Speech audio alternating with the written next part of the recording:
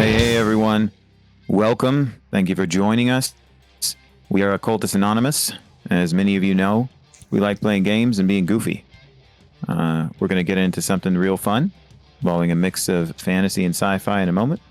But before we do so, as usual, we'd like to thank both Roll20 and the Onyx Path, and all our Patreon supporters, viewers like you.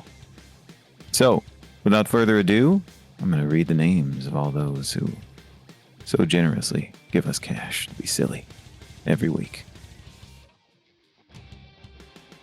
Those names are Adele, Ethan Alice the Mad, Al, Alexander Williams, Alzrit. Benjamin is an awesome name, I swear. Bernie, Buck Gregory, Chris Handforth, display name number 4621, Doc Emil, Fuse82, George, James Winfield, Jason Vines, John Fitzgerald, John Hall, Josh Drew, Camo, Cat Feathers, Klaus, Long Live the Queen, Melissa, Michael, Milo V3, Ms. Grumpy, Moku, Mozart D Minor, Other Guy, Perry, Foog, Porter, Puppeteer, Riafio, Ryan, Sean Kelleher, Shiksara, Taryn Stevens, The Cha-Cha Shism, hey, Thomas Vogel, Toast, Vortex Falcon 00, Why Gender When You Can Serve the Iron Pyramid, and Zoltan Kameni. Thank you, everyone. We love playing games. We hope you love watching them. The game we're going to start now is called Numenera. Those of you unfamiliar with the setting, it's far future, high fantasy all at the same time. 1 billion years in the making, after 8 marvelous or infamous civilizations have come and gone, we walk through the ground down dust of their achievements as we attempt to forge a future more hopeful and more resilient than the ones that came before us. And our story begins, as most do, in a colorful place. We have 4 interesting characters who all have arrived for one reason or another in a place called Sirio. A fabled town that calls home once a year to something called Hakon's Bazaar. Hakon's Bazaar occurs on the eve of Sirio's conjunction. It's one of the largest bazaars that happens anywhere in the continent, and happens for only a single day, as all the sellers hastily assemble colorful stalls in the middle of the desert, on the border of the steadfast and the beyond. I wonder, on this day, on the eve of Sirio's conjunction, why would the 4 of you have made your way down to Hakon's Bazaar? Before you answer that question, certainly there are many things you can know and find in this place. Hakon's Bazaar is known for allowing you to purchase virtually anything for the right price. It's filled with myriad colorful materials and structures of sometimes unknown function or just curiosity. And it is figuratively known in some places as the Pickpocket Olympics, because almost anyone will be there with almost anything on their possession. And if you can get away with the most valuable item and prove it to other pickpockets, you might be able to garner tremendous esteem. I love this already. This is a disaster waiting to happen. I think Blaze is there because he's sure that Thea is going to be getting into trouble. Oh. Please. I'm just looking at people's junk. That came out wrong. Don't, No restrictions here. No. A lot of opportunities for people That's watching. going to go in a mug. Oh, yeah. But no, I mean, Faye's here to, like, he does one of two. He probably has a booth. It's devoid of like selling stuff, Ooh, other than okay, just yeah. like a little sign that says "We'll fix your shit" Uh-huh. or "Scrap it." Oh, okay. That sounds good. Yeah, and that's the whole idea. He either can do it and he can fix it for you, and there you go, or nah, it's really busted, and yoink. And who wouldn't trust the face of a man with, sockets and plugs and all sorts of other stuff? His hair all shaved down to, nice shiny bald, and yeah, I mean, and Blaze is here. Blaze, you'll tell everybody that I'm a upstanding citizen person. Are you too willing to elaborate on your character's description for everyone? Yeah, I mean, I'll finish off, and then Craig can basically copy me, because we are the like worst Wonder Twins.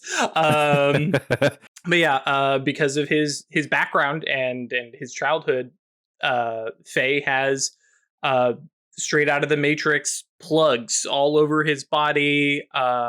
Some of them look like they're still active. Some are might be a little more rusted and like covered over intentionally, so nothing gets in there.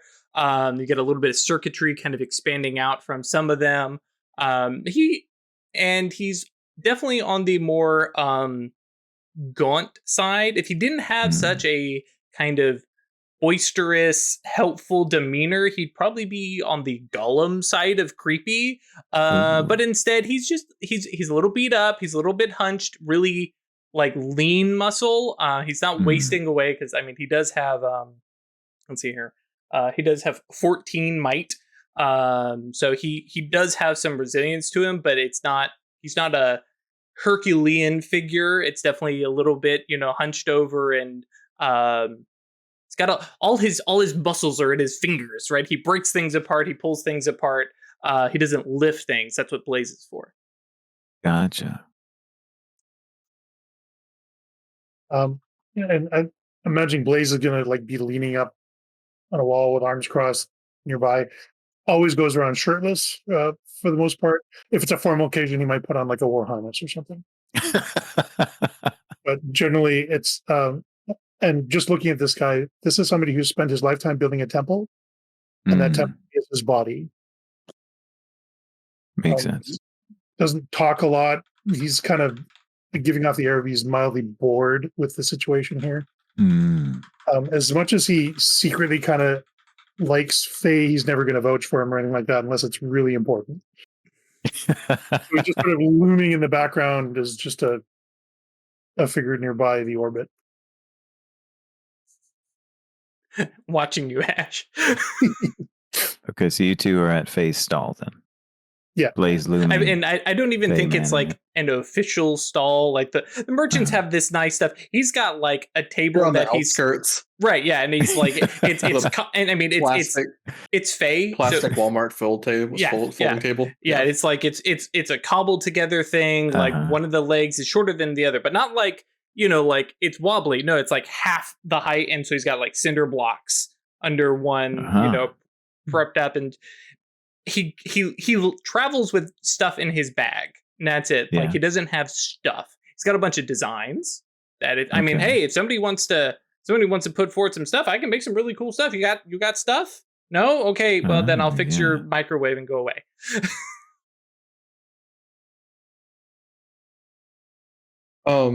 Reuven is walking throughout the marketplace. Oh yeah. With a unconscious swagger to their actions. And that combined with their rather I would say like regal bearing. Like big broad shoulders, darker skin that is maybe complexion based, or maybe just from years and years in the sun. Like probably looks a little like, to our eyes, would look a little bit like Mediterranean. And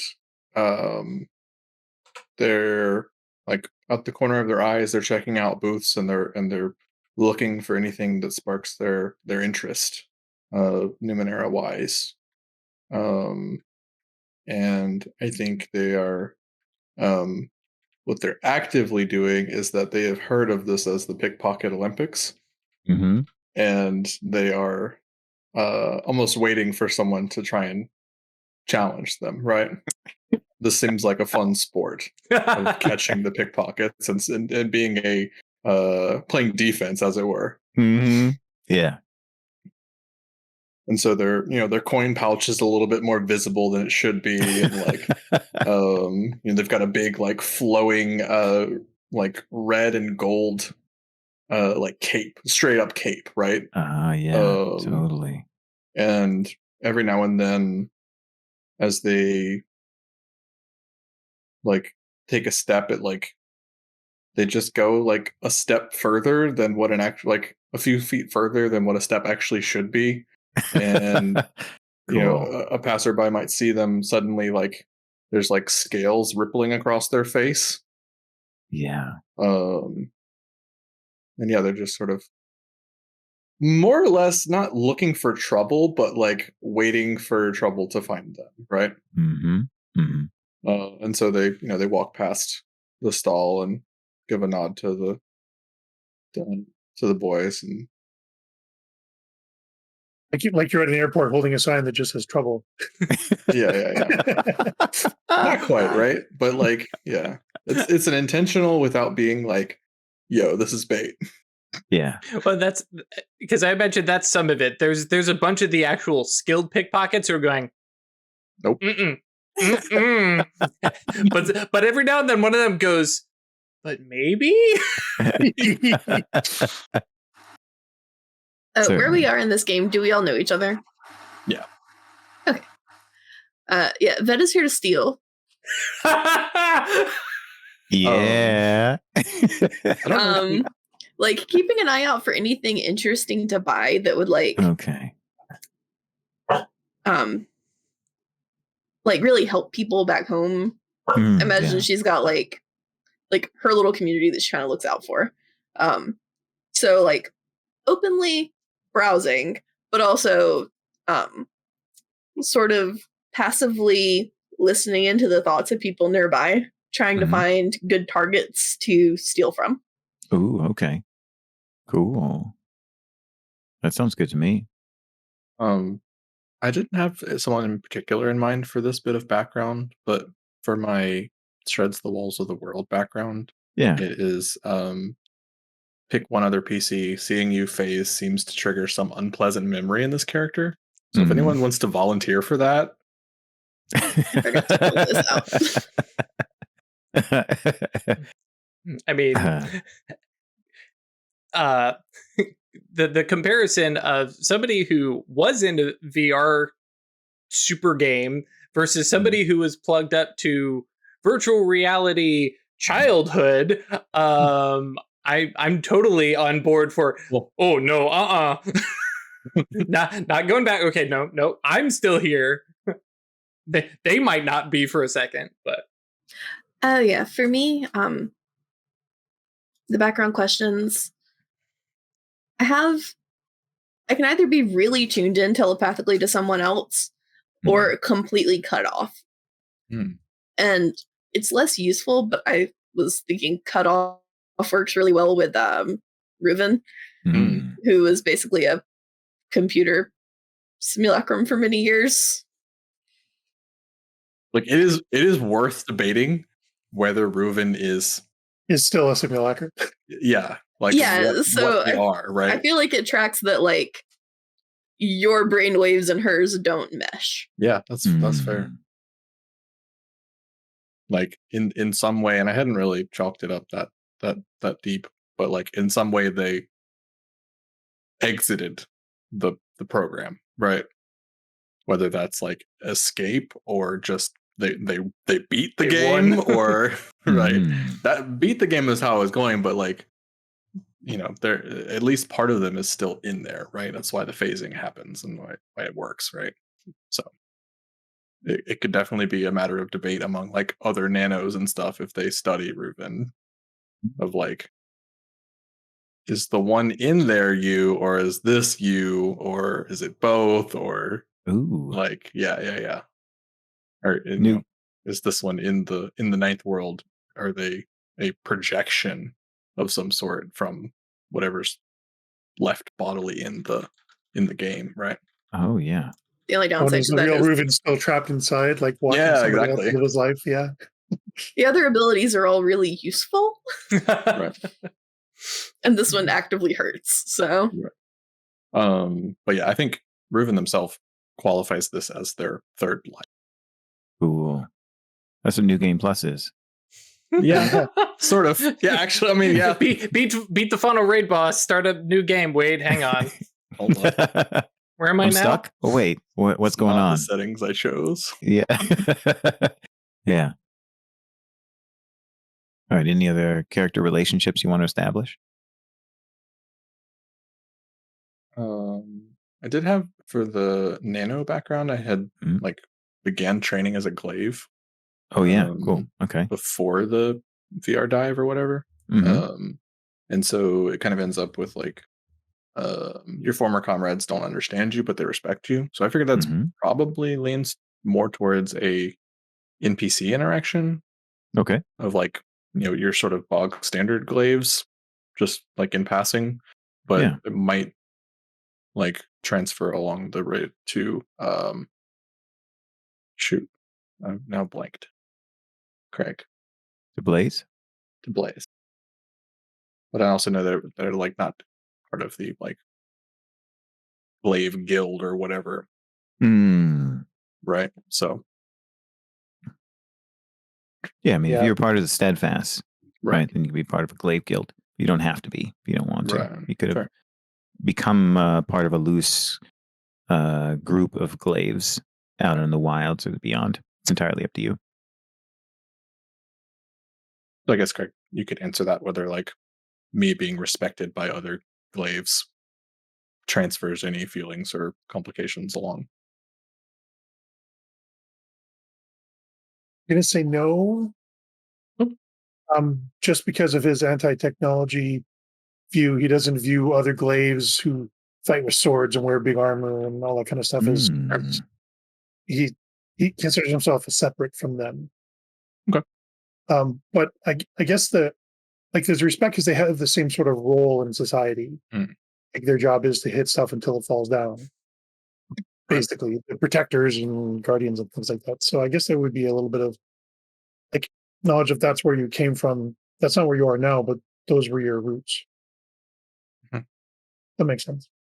So Blaze appreciates Reuven's roots, even though Blaze dislikes their reliance on technology. Is that right? Okay. Sounds familiar. Sounds good to me. Well, I think reliance on technology is unfortunate. Okay. Yeah. Oh, I see. All right, great. So we have this scene. We have Blaze intimidating passersby, glowering from his, angled lean on Faye's seemingly slipshod stall, despite Faye's noted skill in building things. For some reason, the table isn't built as well as the tables Faye would repair for others. Ever seen a mechanic's car? Yeah, that's a car. Craig gets there it. You go. That's good. You want me to build you a wall? Sure. Put it together for you, no problem. My house, don't go in there. It's a hazard. So then Reuven is walking through, and when passing by that stall, is acknowledging them, and Vet is looking for interesting things to steal. Is that right? Yeah. Okay, cool. So we'll say this, that as a consequence of Faye's demonstrated skill in building things, despite the appearance of the stall, Faye has been able to get a reasonably cool berth near a site of action and a lot of trading, because it seems like at first when Faye got there, people didn't know who Faye was because Faye is not from the area, right? However, after many items were repaired quickly and surprisingly expertly, Faye was given an opportunity to move further in. So, as you all are moving around in this area that's a little more active, you hear loud barks from what seems like a few, I want to say, boulevards away. If you want to think of this sort of like Burning Man, right? Or any other bazaar in another place that's large and temporary and constructed, right? There's got to have a way for people to move through thoroughfares. So loud barks and a lot of activity. A bunch of colorful silks fly up into the air, and it seems like something is happening. Sounds like a parade. I'm going to go check it out. All right. Yep. Proven in their broken brain is just like a side quest. Or an event is triggered, like Public event. straight up, or just like an MMO player, right? Like, yeah, You can Something's see happening. the exclamation mark on the map. yep. Spawned a random event. Chris is going to meta this entire game.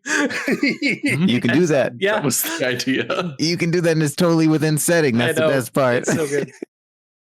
Yeah, I think it's going to be one of those like Faye looking around, and Faye is in his element, just fixing and tinkering with things. But when everybody is going other place, nobody, like the line of people just disappear, and he's like, "Oh, fine, just backpack," and he walks away, and that whole booth is just like junk now.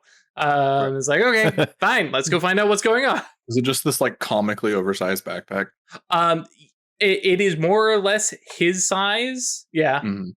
I'm picturing like the hikers ones that are like as big as a person. Oh I'm yeah. imagining like it's actually hard-sided. Mm-hmm. Oh, dude. Like, and there's the drawers list and of stuff in stuff it. I have. Yeah. Oh yeah. Yeah, like explorer's pack, box of crafting tools, box of light tools, multiple different crafting parts.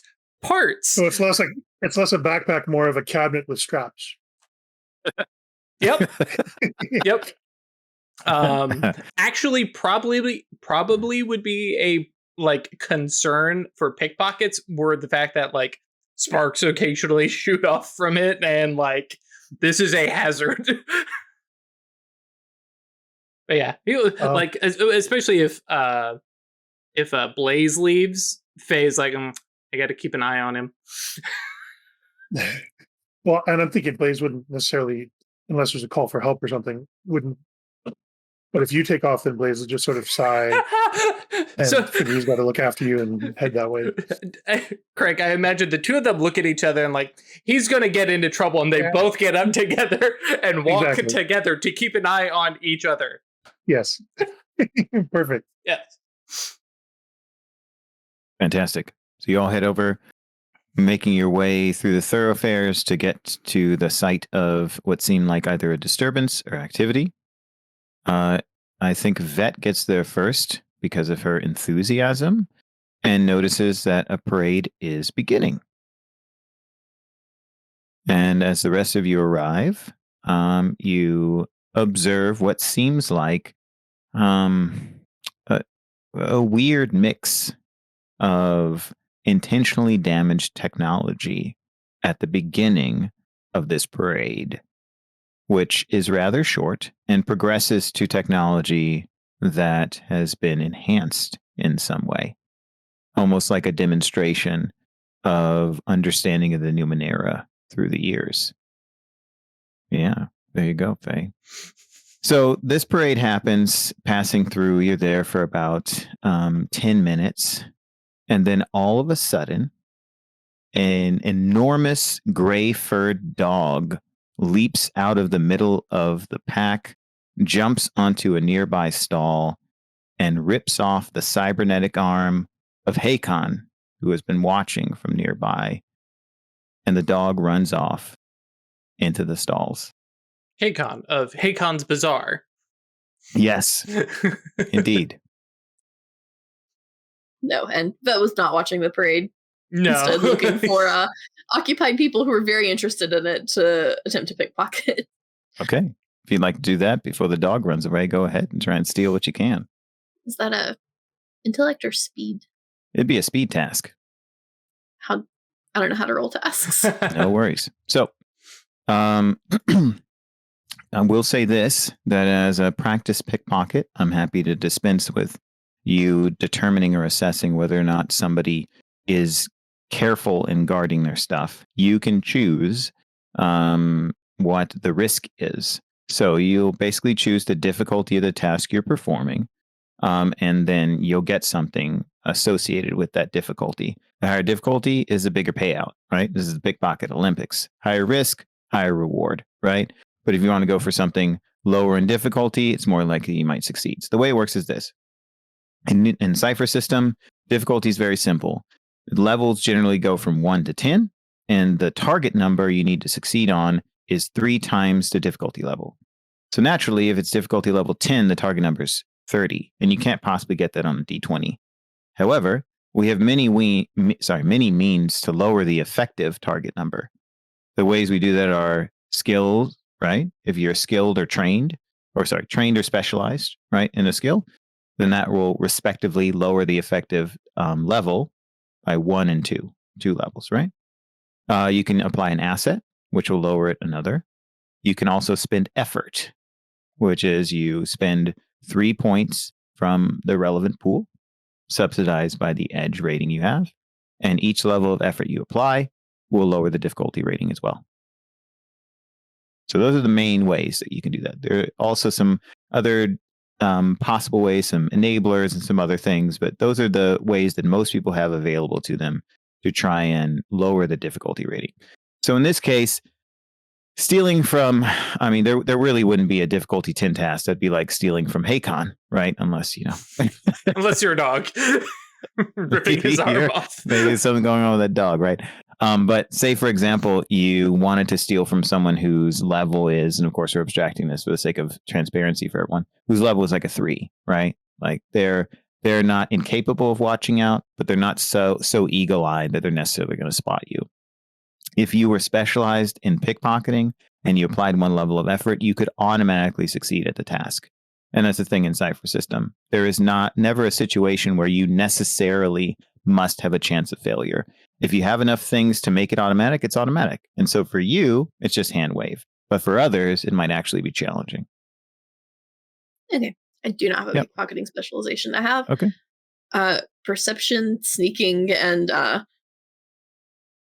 mind reading and telepathy. Telepathy is like an active thing I have to turn on. I don't think the mind reading is. See, you got mind reading. So basically, I'm trying to use being sneaky and able to listen in on people's thoughts to find the people who are really not paying attention. Yeah. Okay. We'll say this for the sake of this. You can use your training in sneaking, right? That will apply. And then you can treat your mind reading as an asset to finding the right person who is going to be less observant about your pickpocketing. So that would effectively give you 2 levels of reduction in difficulty. And then you can, of course, apply a level of effort if you so choose from your speed pool. So it's up to you to choose how difficult you want it to be, and you'll get a reward commensurate with the level of difficulty you choose. I think I'll go for like 4. Okay, go with 4. And so you have those 2 levels, which means that a difficulty 4 task, is effectively 2 for you. Should be 6, right? All you need to get is a 6. If you apply 1 level of effort, that'll make it a 3. If you applied 2 levels of effort, which you could at tier 2, you do it automatically. But you have to spend 6 points from your speed pool minus your edge. Okay, so I can spend 3 points to reduce it by 1. Yep. And then you'd succeed on a 3. Okay, so and I would only be spending 2 because I have an edge of 1. Yeah, that's exactly right. Yep. Yeah, I'll do that. Cool. Let's do it.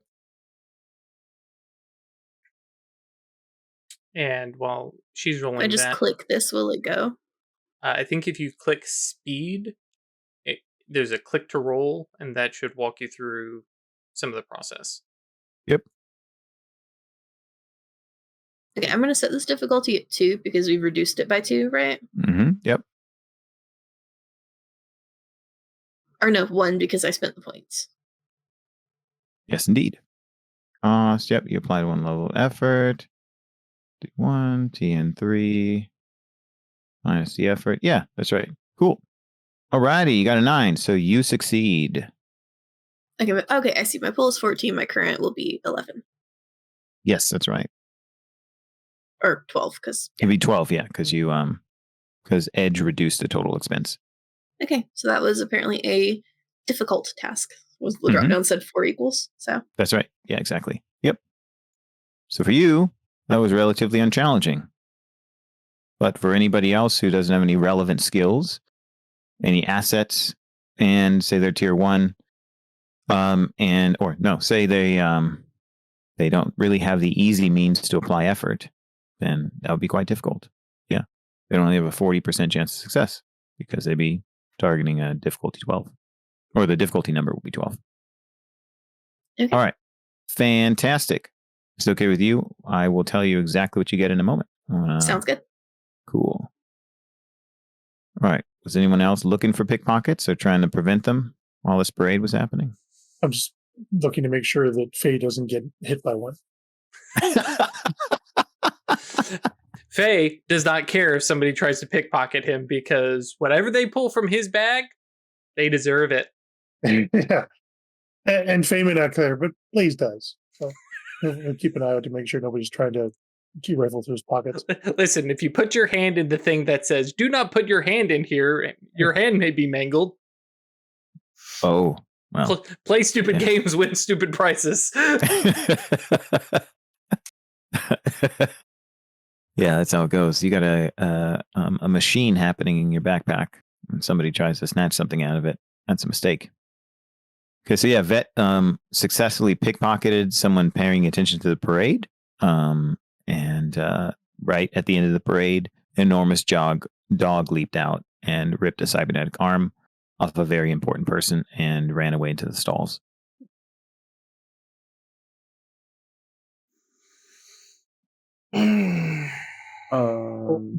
Honestly motivated to get involved, but I would just sort of comment under his breath within hearing of Faye that somebody needs better guards.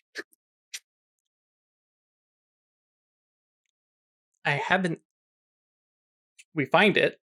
I get to look at it. You get hired as a guard and stop following me around. Sounds like a plan. Let's go. Can I perhaps make a roll to see if there's anything particularly special or interesting about the Numenera that they have on display in the parade? Yes, absolutely.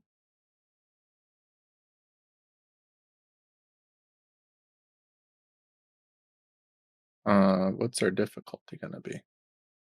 For this, I will say that typically it's not a graduated roll, it's just a single difficulty. There is a bit of info you can get about the Numenera that is difficulty 4. Okay. And if you get a major or minor success, which means a 19 or a 20, there's a special bit of info I'll also give you. Okay. All right. I will apply a level of effort. Cool. I see you're specialized and understand. Great. Oh, no. Ooh. Big old botched it. Mm-hmm. Level 1. Yep. That's a free GM intrusion. All right. You think that the Numenera involved in that parade is the most Drit-worthy technology you have ever seen. For everybody who's following along at home, Drit is the ground-away dust caused by time and also insufficient exploration of the Numenera. So this is not your perspective on all of the Numenera in the Bazaar, right? Because you're way too knowledgeable as a nano to falsely suspect that all of the technology available in this place would be like this. But just for some reason, when they get to the advanced stuff, it seems like ornamentation to you. It doesn't seem as important Some to bullshit. you. Yes, exactly. Seems like bullshit to you. Seems like it's not worth paying attention to. Great. Yep. Then they allow themselves to be distracted by the dog because that seems like a script.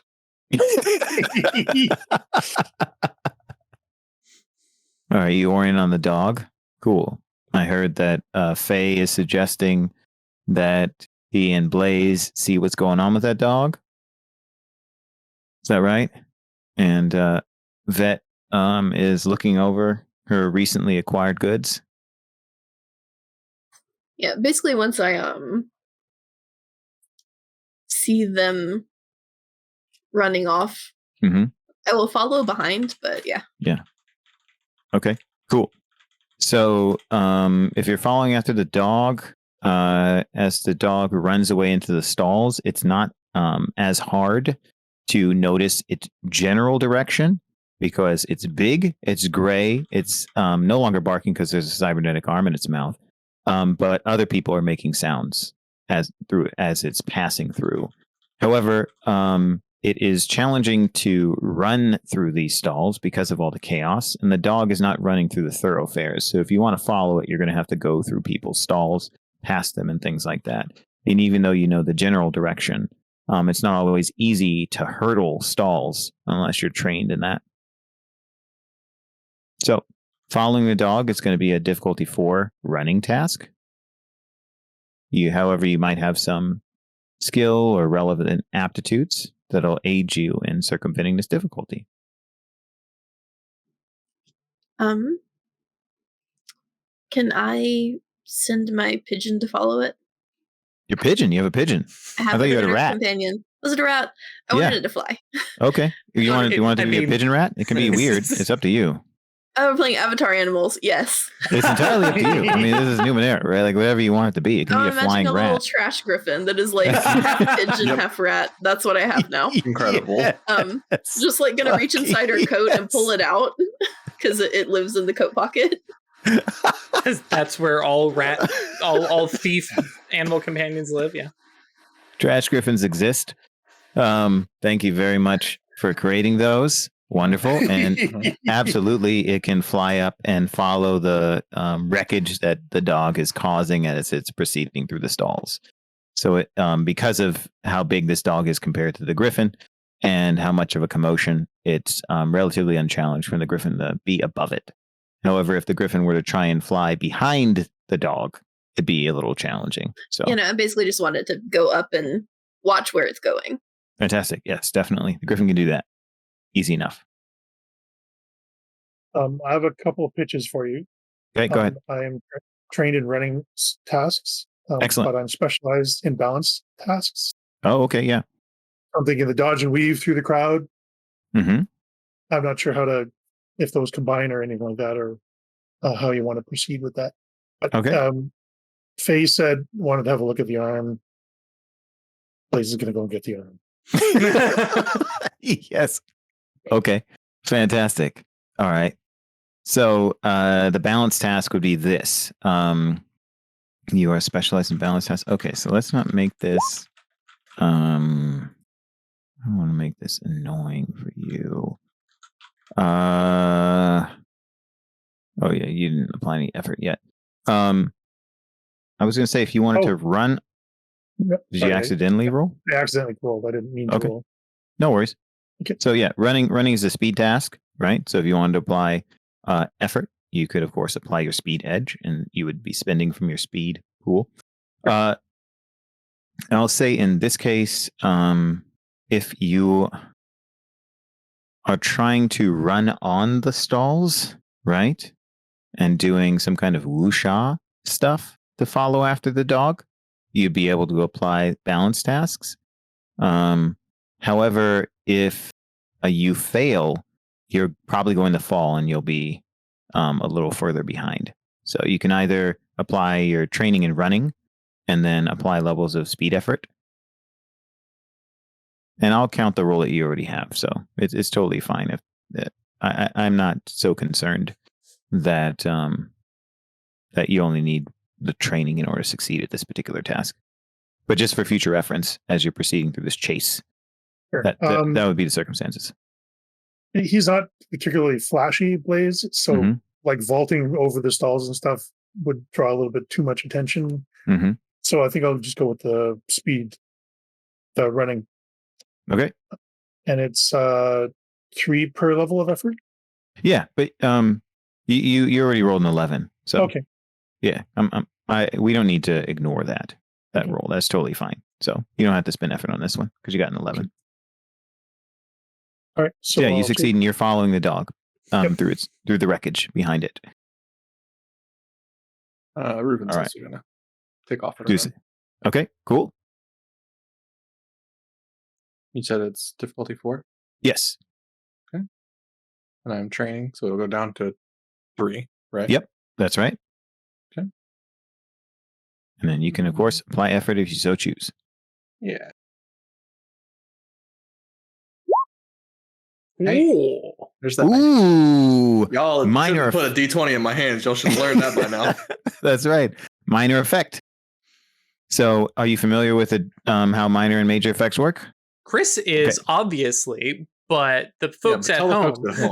Oh, that's right. Fair enough. All right. So, in Numenera, right, we're using a D20, but D20 functions a little differently here. So, although a D20 has effectively linear probability, fortunately, in order to make it exciting, there are different things that happen with the different results on a D20 in the cipher system.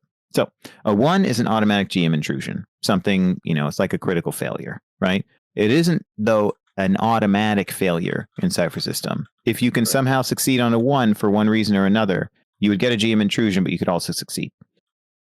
On the other end, if you get a 17, 18, 19, or 20, special things happen. In combat, 17, 18, 19, and 20 give you additionally, respectively, +1, +2, +3, or +4 damage. Or if you get a 19 or 20, you can choose, instead of the additional damage, a minor or major effect.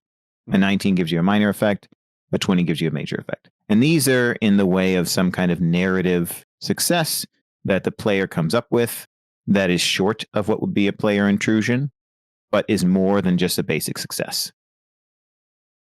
How about as I'm running and sort of over and under tables and very Aladdin, right? Is what I'm picturing. Mm-hmm. That works. I scoop up a big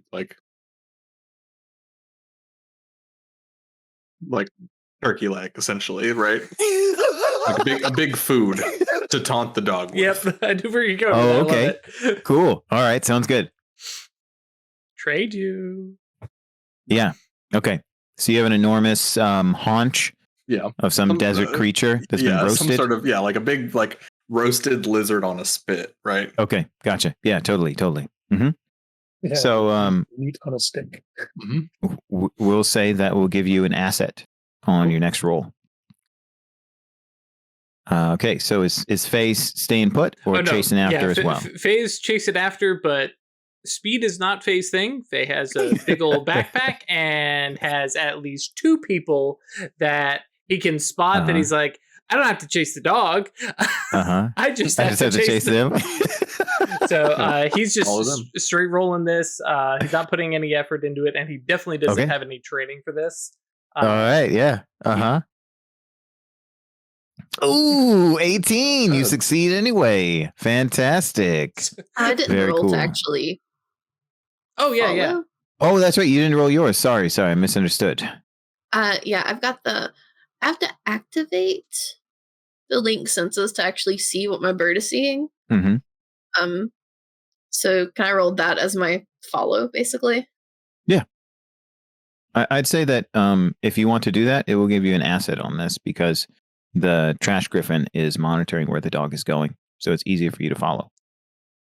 Okay, it's cost 2 intellect. So I spend 2 from my int pool to activate it. Mm-hmm. But it's also subsidized by your edge. So as long as you're not stacking effort with that activation, you can apply the edge. Okay. Yep. Yeah, so it would cost you 1. Did it. Oh, That didn't roll it. Just shows it. Yeah. But yeah, that's I'm just saying that upon activating it, you will then be able to use that as an asset on the running task. So you still got to roll the running task, but you gain an asset by activating Link Senses. Oh, I just spend 2 from my imp pool to activate it.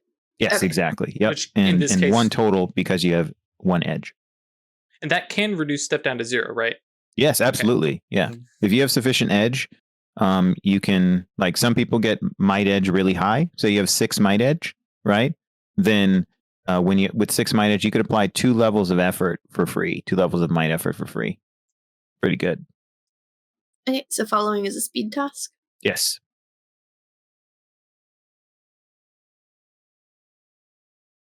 It's going to be difficulty 3 because I've got help, right? Yes, that's right.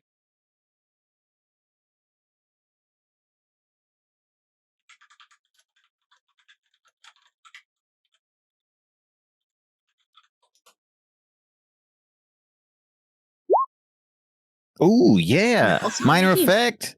That's what I'm talking about. Now, do I set my effort to 0 because I've spent 2? No. That's just You just have 2 that you can't. Okay. That's your Yes, limit of yes. how much effort you can spend. Mm-hmm. exactly. It's how many levels of effort you can apply. Yeah, as Chris just said. Yep. Cool. What would you like your minor effect to be?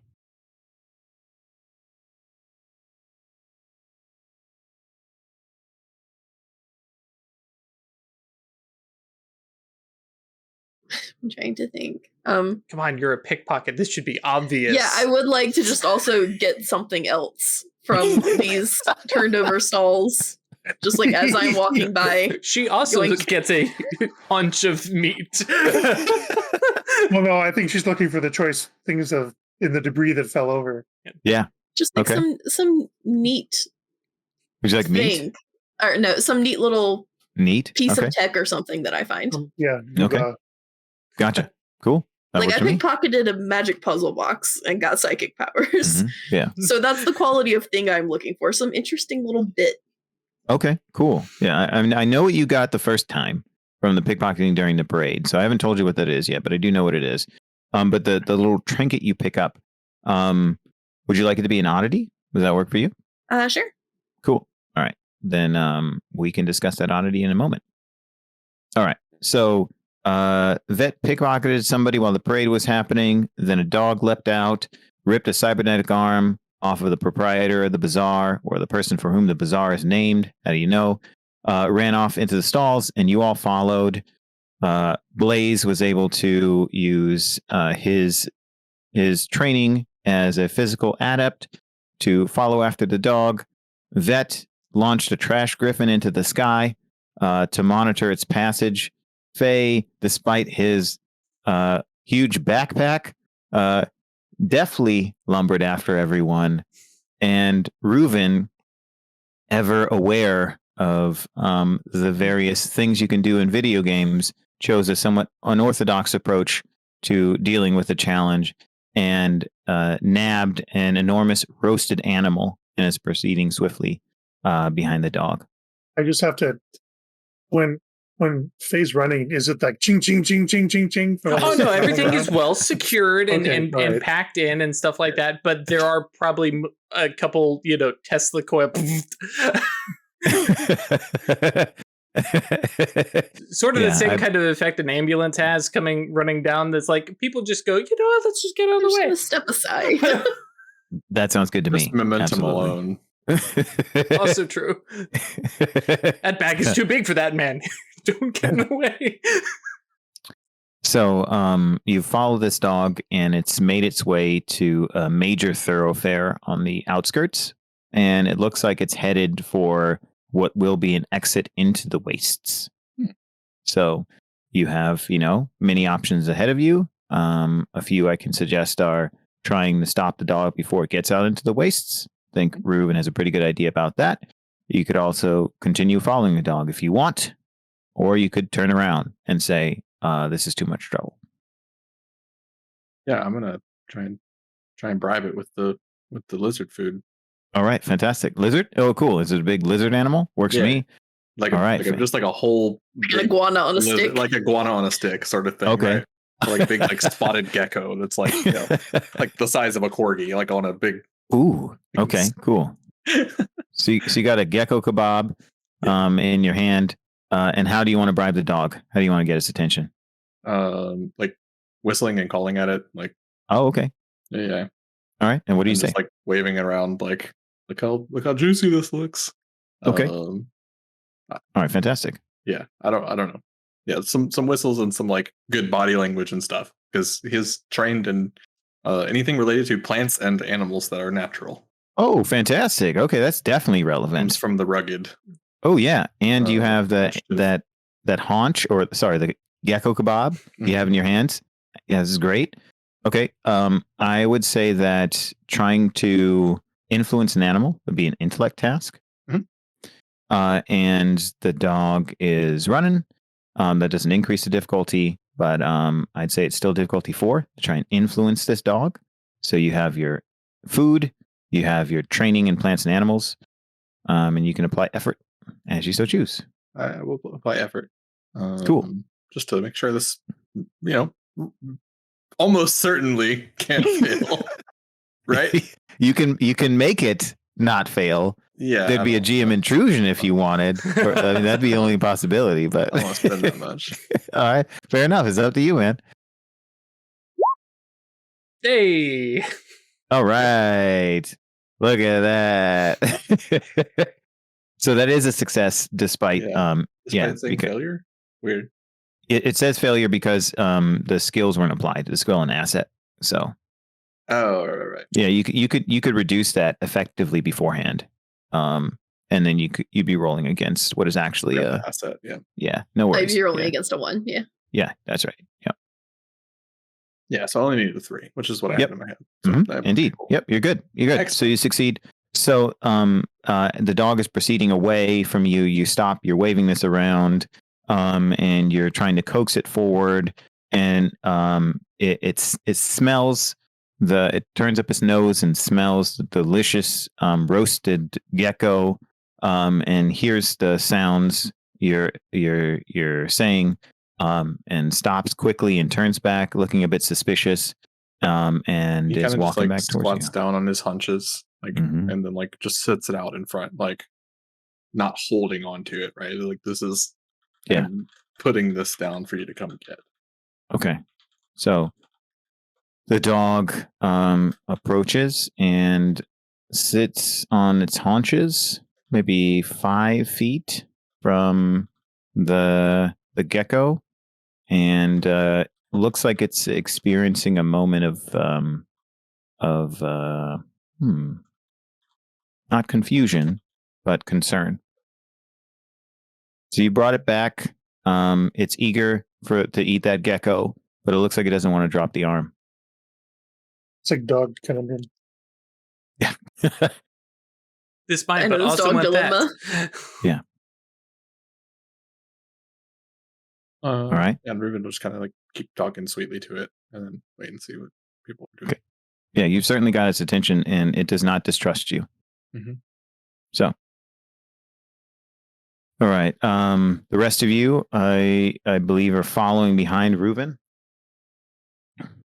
And let's say you turn the corner, and you see Reuben crouched down, and in front of them is this gecko kebab, and then the dog.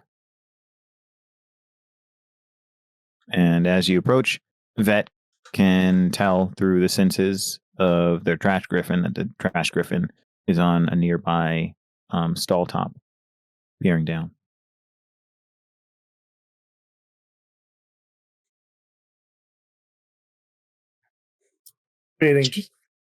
Chris, what's the we know of each other, right?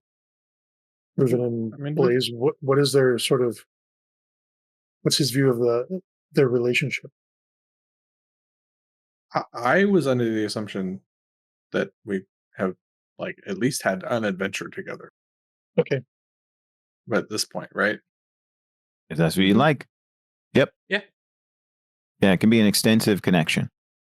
I was leaving it open to you all if you wanted to only meet in this adventure or having met before. Met before is totally okay with me. I like the idea of it being relatively new, but at least like tested, right? Cool. Yeah, makes sense. So the dog still has the arm in his mouth? Yes. He's just sitting there like, oh. Yep. He's doing that doggy math when they're trying to figure out how they can pick up that thing and also hold this thing. Yes, exactly. Doggy math. That's exactly what's happening. That's the impression you get. And it looks like the dog is not uncomfortable with Reuven, as I stated. But when the three of you approach, the dog looks a little suspicious and isn't bolting, but the fur rises, his hackles rise. So Blaze will hang back, but be ready to burst into action if the dog makes a break for it. Okay. So like Reuven's got the situation under control-ish for now. So okay. Cool.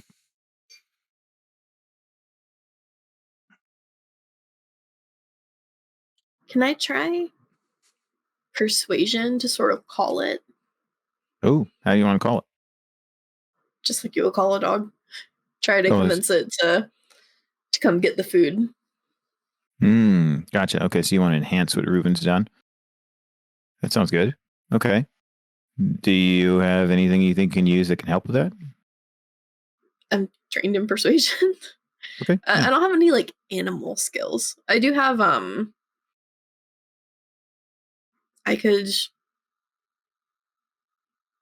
see something that you have. I mean, I could do telepathy and like link up with its brain, but I don't know if that's going to help it.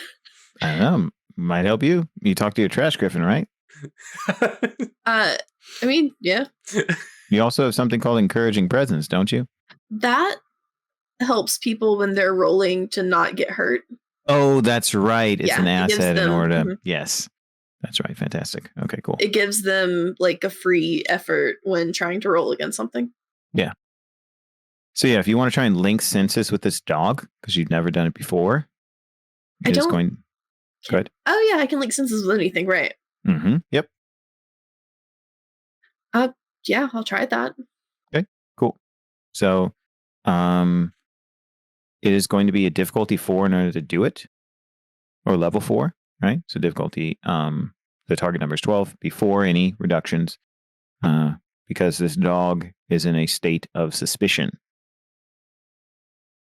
But if you do this, you will, of course, have an asset on your persuasion task because you will be seeing what it is seeing.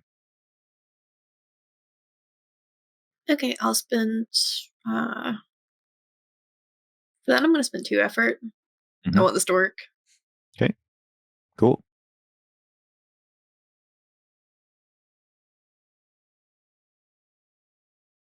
So you only get a 6. Alrighty, you succeed. Despite the dog's stern will, you link senses with the dog. And the dog looks with a start, almost like a person would, right? If suddenly there's another presence in their mind. And do you want to say something first? Or you want to know what thoughts are going through the dog's brain? Basically, as soon as I make the connection, I want to start talking nicely to it to try to calm it because this is probably jarring. Cool. What do you say? Just talking nice to it. Just like, good dog, come on, puppy. Just encouraging sweet words. Okay. The dog, you get back these impressions, which you're not sure are words, but sort of feel like words, right?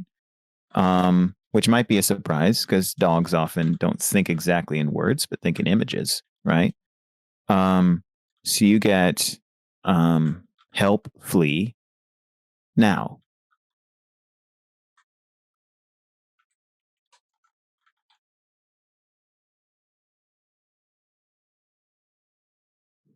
Okay, I want to communicate that to everyone else.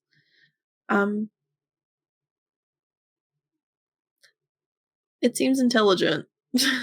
Or more intelligent than a normal dog.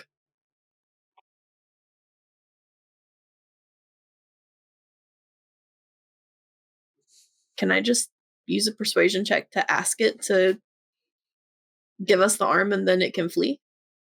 Ooh, interesting. Persuade it to drop the arm. Drop the arm, take the food, and go. Yeah, you can try this. Getting it to drop the arm or leave the arm behind would be difficulty 6.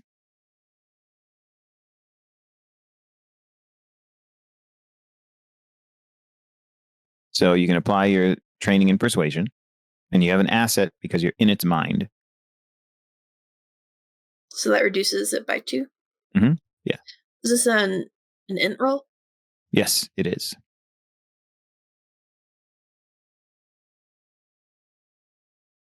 I can just keep spending effort. You can until your pools are depleted. Yep. Wait, okay. I need to remove points from my pools that I've been spending then. Mm-hmm. I think I just spent 2. So that's 4 points because I've got an edge of 1. My imp pool is looking real low, but What is there? Challenging when you do it over and over. I got 18. Oh, damn. That's great. Okay. So you persuade it, and I'll say this is what happens. You have convinced the dog that you're trying to help it. It says, need arm. Help.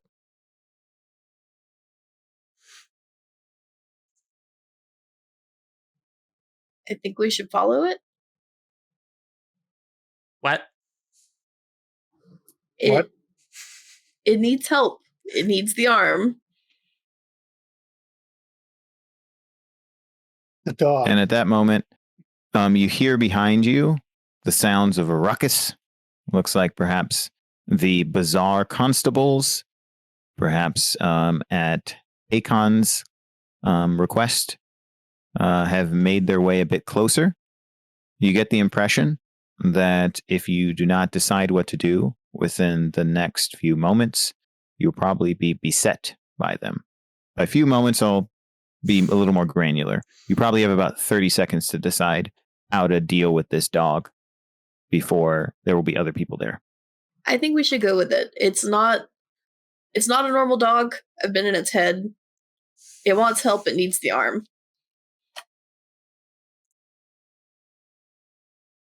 Faye is like, that's dumb. However, right. I'm curious why this dog needs an arm. All right.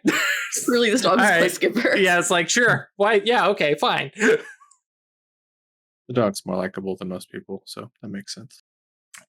And we haven't lost the arm yet. Yeah, but Ruben's got a point. Okay, let's go. I'm just gonna tell it to we're following Lassie style. Okay. It looks up really excited at you, and it looks turned to go, but then says, please bring Gecko. I got you, buddy. So as everybody's walking away, Blade just kind of shrugs and is really following a dog into the wastes and then takes off at the front. It's an interesting dog. Like you've never done something weirder than that. When was the All last right. time you got me talked to a there. dog about a cyber arm? So the dog gets up, prepared to run, and looks even more frightened than it was before because it's heard the ruckus, but is fleeing but not trying to run away from you, but assuming you're going to follow. Mm-hmm. So you follow that out of the bazaar? Mm-hmm. Yeah. Never mind. All right. I see Drew. Drew about to say something. I had shenanigans, but I'm gonna keep them in my pocket for now. Are you sure? I've had Yes. this dog for 5 minutes, and I'm prepared to kill everyone in this marketplace. Yeah, no, I have a very interesting cipher that I could use, but it's also like it's fun for shenanigans, but it's also very tactically useful. And I'm like, I don't, you know what? Screw it. Wait, hang on. How quick can I deploy this?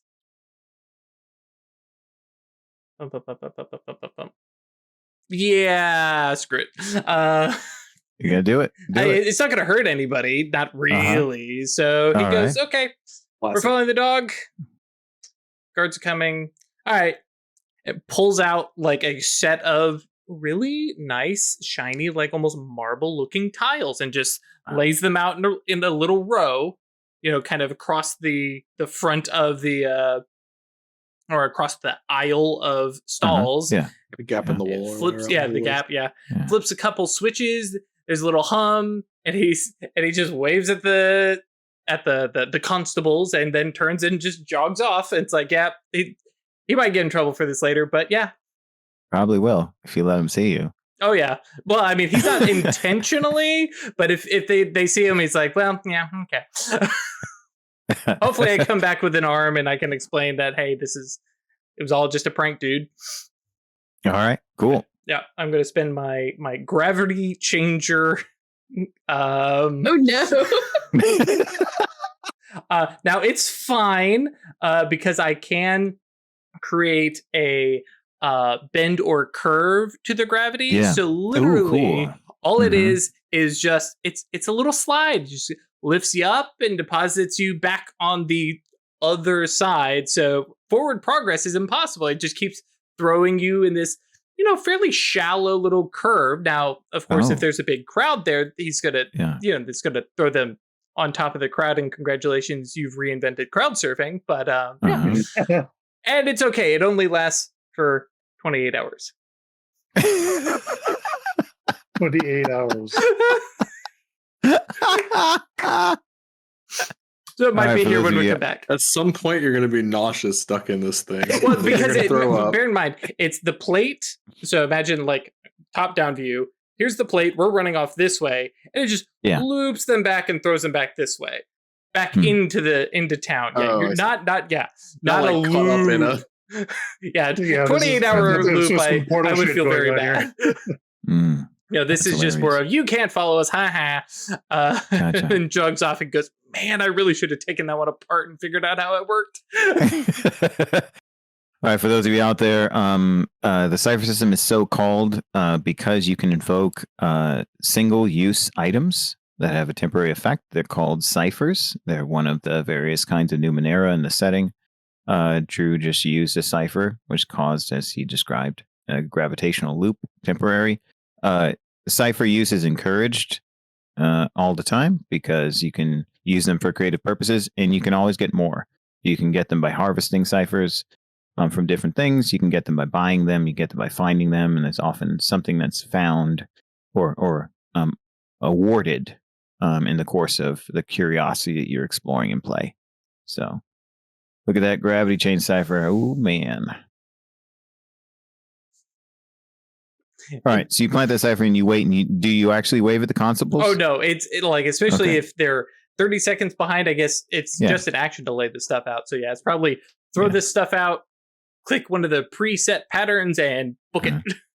Yeah, you have enough time to do that if you so choose. That's what I was trying to confirm. I'm not going to gotcha with that. Yeah. So, all right, cool. So you all together assuage the immediate concerns of the dog. Set up a means to prevent the constables from immediately following, and proceed after it into the desert. Okay, cool. It leads you on a relatively short but grueling run into a nearby cave because it's hard to trudge across the sand. What did you say? Go ahead. It's not that grueling. Fair enough. I will say grueling for some, not necessarily all. And yeah, there's a cave in extreme distance, if you want to know, in cipher system terminology, right?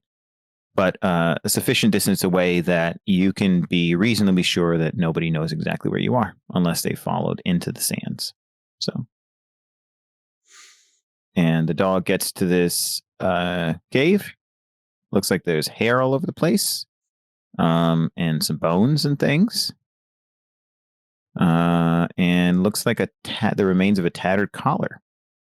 And those are the things you see inside. And the dog goes up in that little midden and lays down and then releases the arm from its mouth. Dibs. Reuben taps a little like chain pendant. Mhm. I have a major globe. Oh yeah, awesome. But I wanted it to be like a straight up. I wanted it to be like the fucking pendants from Lord of the Rings. Fantastic. Yeah, totally. Awesome. I love it.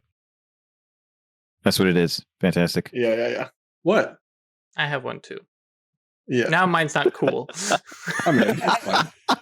Are those in an Explorers pack? No. Mm.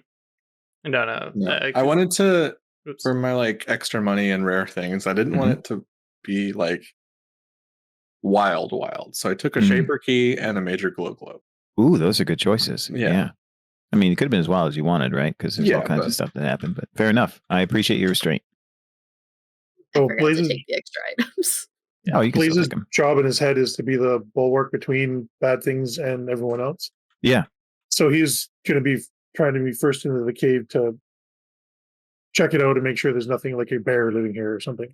Oh, gotcha. So Yeah. That was kind of the purpose of the light, was to see what else was going on. But yeah, that's fair. Blaze's point is he's alert and putting himself forward.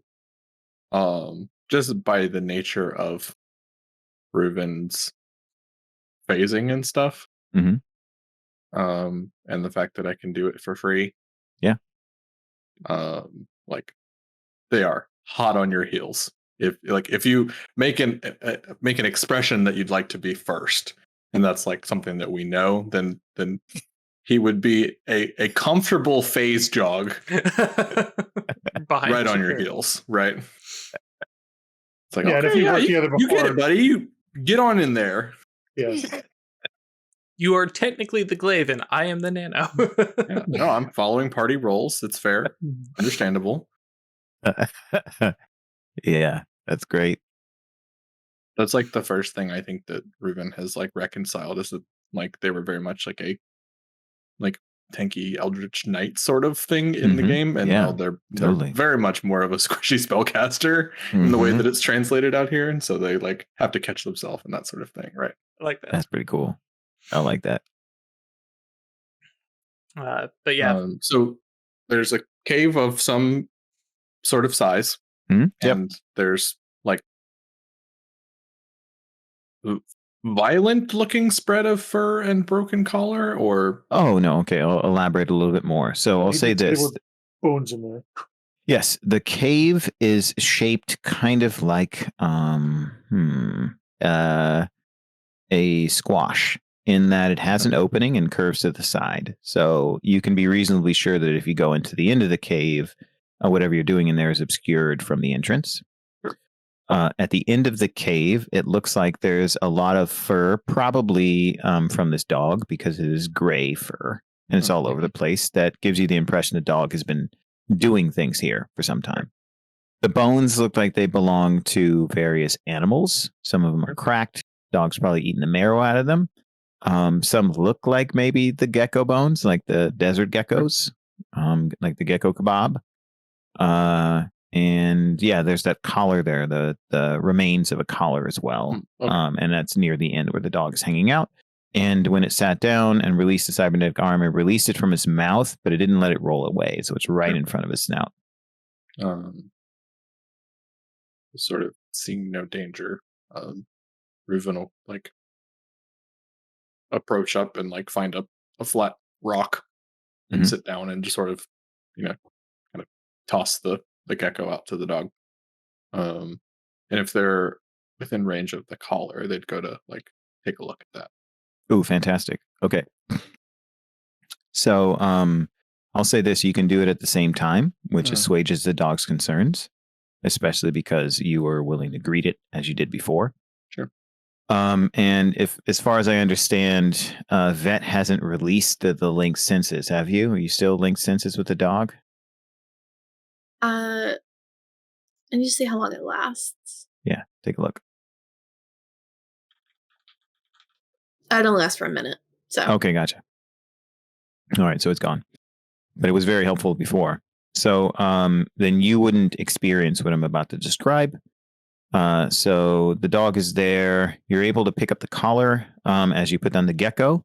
The dog takes his forelimbs and puts them over the cybernetic arm as it gratefully grabs the gecko and starts tearing into it. So it kind of looks like this. The dog, like a kid at Christmas, has his paws on both things, the arm and then the gecko, and is tearing into the gecko. So you grab the collar, you can flip it over, and please make an understanding Numenera task. Oh, and this is difficulty 3. See, this is why I hang out with a nano. I'm terrible about that crap. It's always a good idea to hang out with a nano. I didn't expect that for the raid. Let it ride, because it'll only be difficulty 1 for me. Yes, indeed. Yep. Yeah. Alrighty, you succeed, of course. It's only a 10% chance of failure, so you're good. Let it ride. Is it like an actual skill you would have? I don't have it. Yep. Anybody can technically take it. Nanos just end up getting it, and they often end up becoming specialized in it. So, and rights start bad at it. Yeah, exactly. They're good at doing things with it, but they don't know what's going on with it. You don't know what it's supposed to be. You know what you're going to turn it into. You know what you can do with it. There's a very specific difference there. It is called I have it as an inability is the term. Yeah. Very, very well. One difficulty, right? That's right. Yeah. That's exactly right. I have those for, talking tasks. Yeah, rugged. Yeah. So you grab the collar, you hold it. It looks like there's a little pendant dangling from it, and you flip it over in your hand, and you recognize the symbol of the Aeon priests. So we can keep going here for a little bit, or we can pause now with that revelation. It's up to you. Yep. Good spot to pause, I think. Take a little break and grab some water. All right. Sounds good to me. All right, everyone. Thanks for tuning in. We're going to take a short break as we usually do. And when we're back, more shenanigans. Back in a sec. All righty. So we're playing with a doggy, right? Mm-hmm. This is the best game we've ever played. All right. All right. You never gave us a dog. Could have had some cool mage dog, Isabel falls from the sky. Her spells just stopped working for some reason. She's already done that. She's already got hit by lightning and fallen from the sky. Don't test her. Come on now. That's fair. Sorry. This game, though, Ralph, please continue. Sorry. No worries. All right. So Reuven has just learned or recognized the symbol of the Aeon priest in the collar, the tattered remains of a collar that is ostensibly the possession of this dog. The dog is chewing on the gecko while its forelimbs are draped over the cybernetic arm. You're all in the cave. I would like to assume away from the entrance, probably. Although I wouldn't be surprised if Blaze has chosen to stand at the threshold when it comes in. Yeah, if there's no threats inside, then he'll put him. Yeah, exactly. And I have reason to believe this dog may be a priest.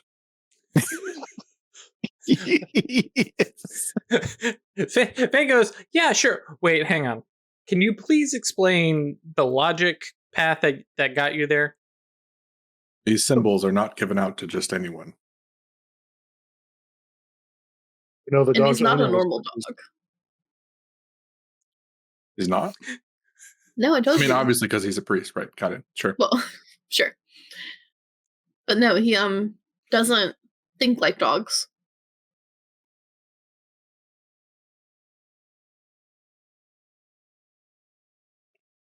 Is the collar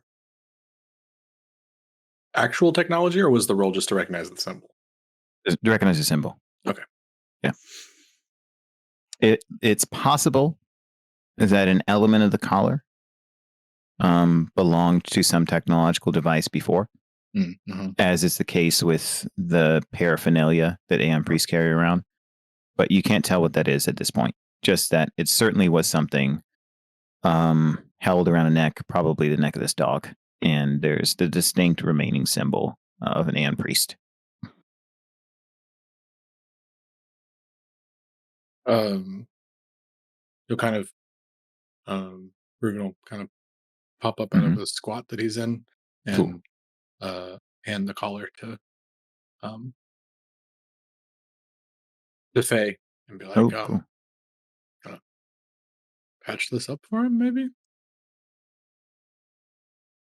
I know it's beneath your skill level, good sir. It's like the complaint is on Faye's lips and immediately dies, nods, and it's like, all right, that's what I'm talking about.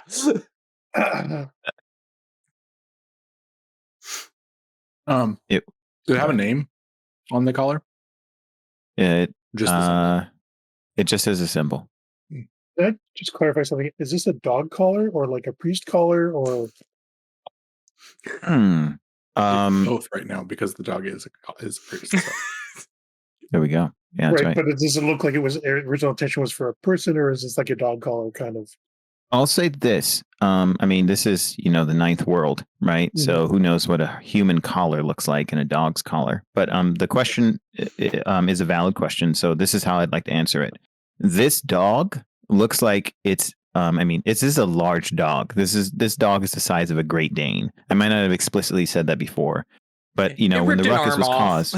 Right, there's a huge dog leapt out of this parade, ripped the cybernetic arm off this guy, and ran through the stalls, right? And is now in this cave. The dog's neck is thick around. This collar could have belonged to a person, or it could have belonged to the dog. It's hard to tell. If the collar was fixed, it probably would fit around the dog's neck right now.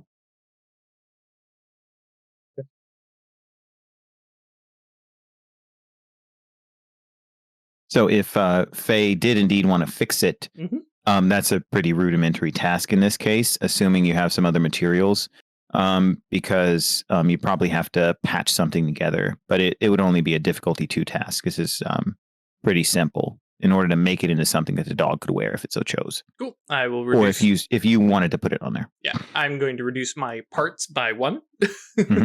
Cool. Because God bless you, Numenera, for saying, parts, it's a thing. It could be anything. You just have it. Thank you. Exactly. Let's abstract it. Yeah, and there's simple. Other specified stuff for magical bullshit, but and then I guess this is going to be a crafting Numenera roll. Yeah, that works. Yep, okay. That applies. And you're specialized, aren't you? Oh yeah. So yep. I don't need what that roll. Means. Nope. Cool. So yeah. So this is the thing. I should also mention, I didn't say this before. Sorry about this.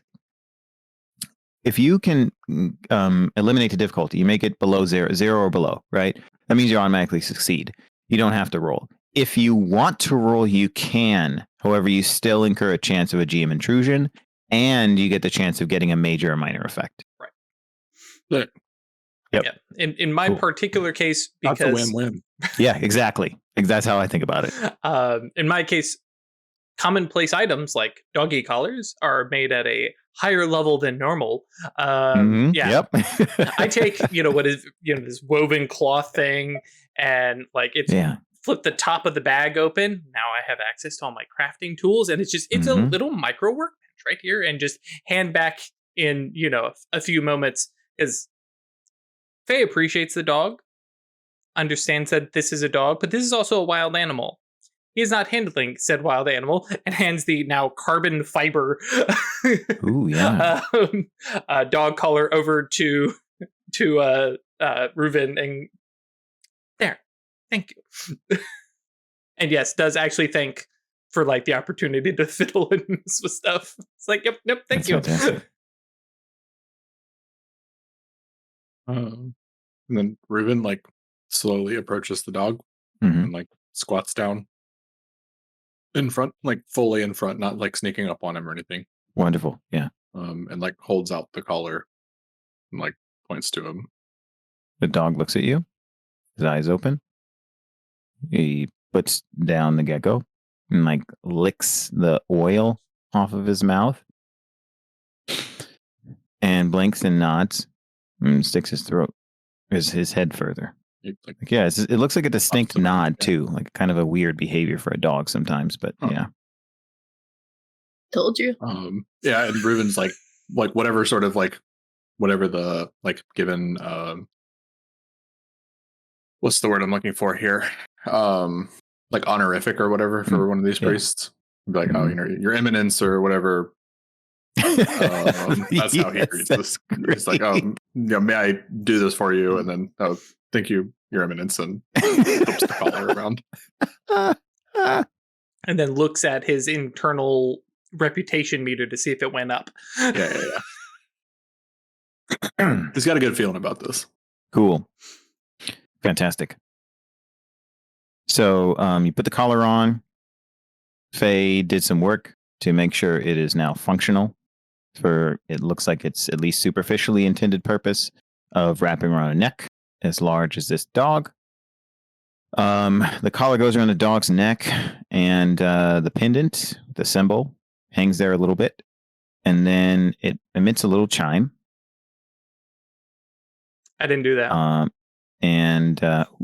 Look at that. Podcast, folks. We got a cat on the podcast. Sorry. You missed out on the Ziggy. Missed out. You need to watch that video. See that cat. So the collar snaps, or Reuven closes the collar around the neck of the dog. Once the pendant stops moving with the symbol of Aeon Priest, emits a little chime.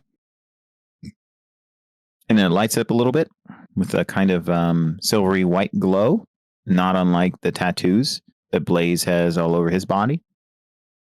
And then it goes dim. And then the dog opens its mouth, and you hear the words, "Thank."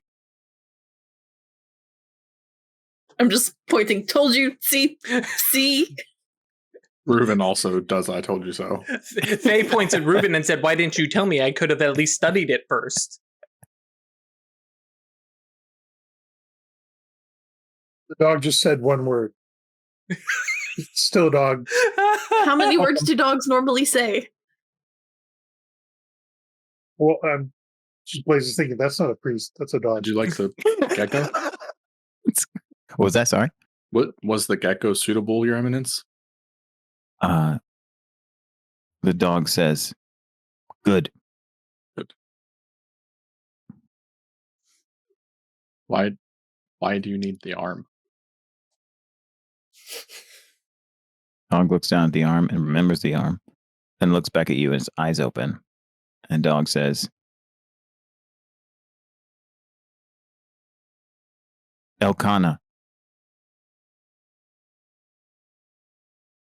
What was that? Gesundheit?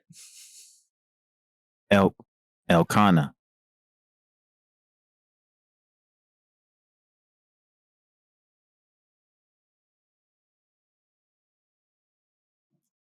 Is there like something I can roll to see if I recognize that word?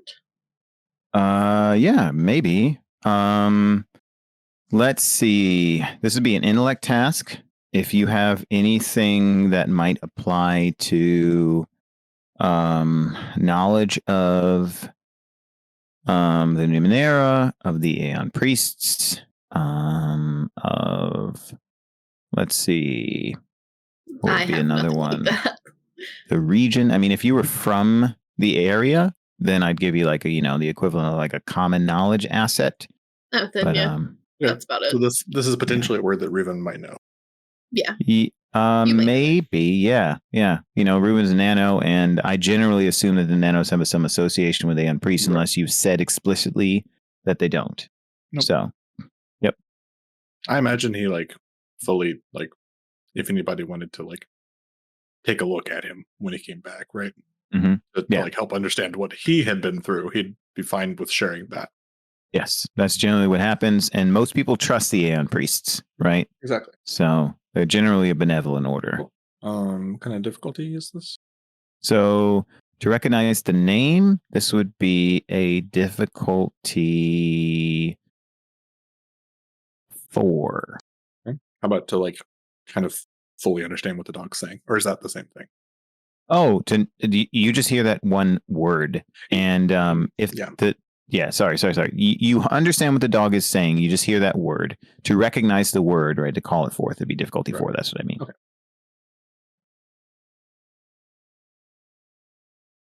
Just throwing this out there, this just could be a Numenera that translates animal thoughts into a recognizable voice pattern. Mm-hmm.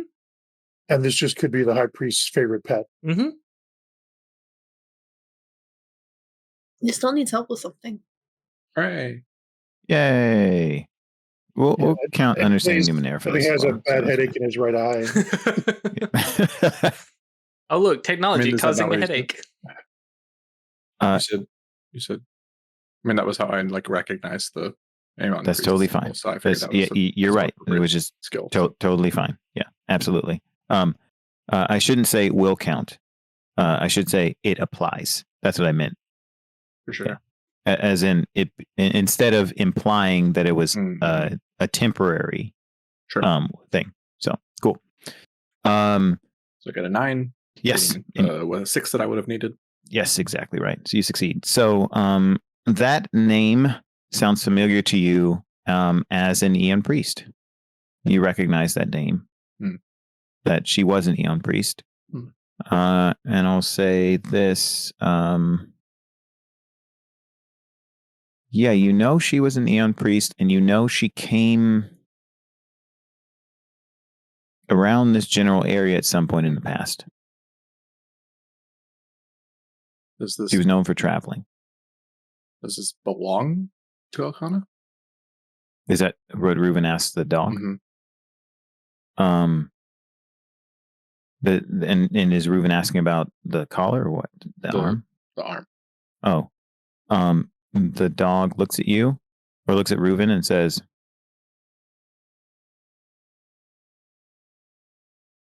no. But needs?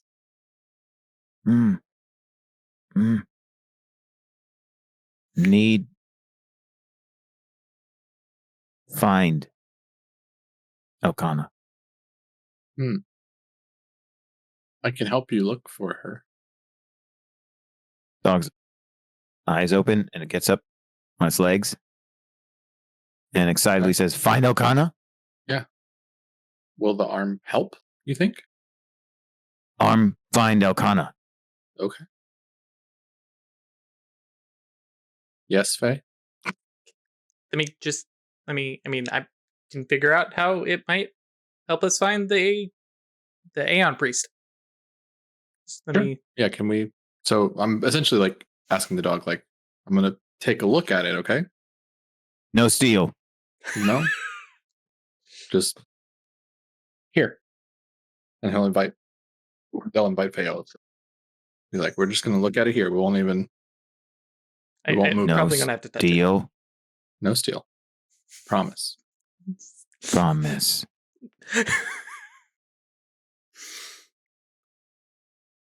Dog sits down. Is there a cooperating sort of things built into the system? Oh, you can aid people, yeah. Cool. If you're aiding somebody and you are trained or specialized in the relevant skill, you give them an asset on their roll. Okay. So that's how you stack stuff, right? You get specialized, you get somebody else who's at least trained, they get an asset, and then you get an asset, and then you apply levels of effort, and you can do things that are impossible. Cat. While you guys have your conversation with the dog, I'm just going to check out the surroundings, make sure we're not going to be disturbed. Ooh, that's a good idea. Yeah, what do I roll? I wouldn't want anyone to see us having a conversation with a dog. This is not the weirdest thing you and I have done. Basically, while they're doing this studying, I want to get my points back. Just take a moment to sort of imagine it as mentally grounding myself from. I don't normally do this much this quickly. Oh yeah, that makes sense. So what do I roll again? You roll a 1d6, and if you're gonna, the first time you do it is 1 action. The second time it's 10 minutes. Yeah, I'm gonna do both of those together. Cool. Yeah, you can do both at the same time. So it's 1d6 plus 2 for my tier. Yes. So for each of those rolls, so that'll be 2d6 plus 4. That's the total number of points you get to allocate back. And I believe you can just click the recovery button. Indeed. So bad. It do be like that. So I imagine that looking into this arm is going to be an understanding Numenera. Yep. Okay. No. Are you not trained at all in that? That's the one that I have an inability in. Inability. So yeah, probably not. Yeah. So the thing I was going to say, I don't want to actually take it apart, but I was wondering from Faye's side of things, he's just, let me just open this port open, let me pull this panel up and just kind of poke around on the insides. Okay, so from that understanding of your skills, then I think Ruben would invite you over, but say, let me figure it out first, okay? And it's probably happened that Faye's taken something apart before and then put it back together and had 17 extra parts. Yeah. Yes. It still worked just fine, I promise. I'm clicking it to see if it We works. can say on adventure number 1, you took something apart before I got to study it. And I'm like, do you know what that could have been? No, but it was a vintage game sphere.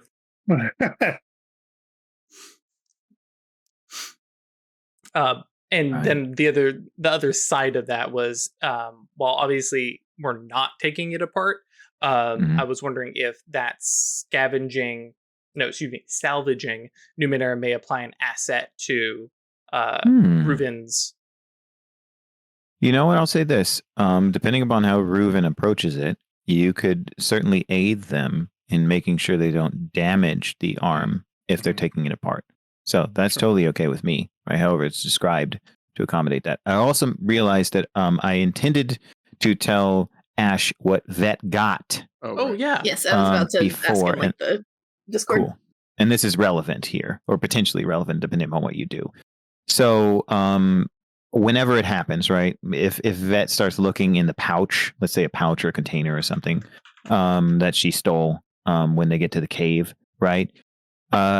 She has an oddity, right? And this oddity has inside of it what looks like a feather made of gold.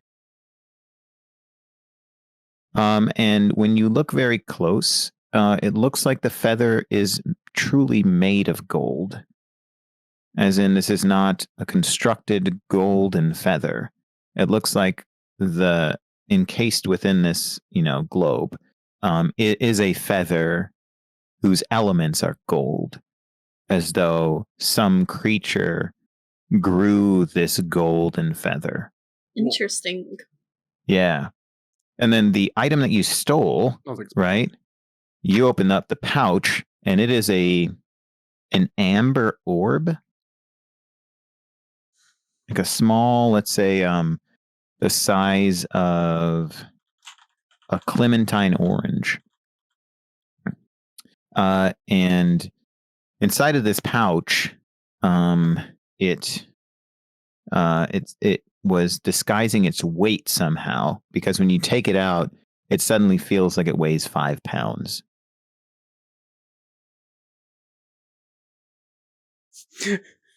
So recognizing what this substance is would be a difficulty 6 understanding Numenera task. I'm gonna try. Cool. And probably fail, and then depending on what I find, if I don't know what it is, then I'll ask Faye, or not Faye, Reuven. Also, if you want to spend intellect, you can, but I know you're lower in your pools, so not a requirement. Yeah, I'm at 12 now. And yeah, none of my skills are all about reading people and being sneaky. Yeah, if you got an 18, you have seen this before. I'm going to spend 1 effort.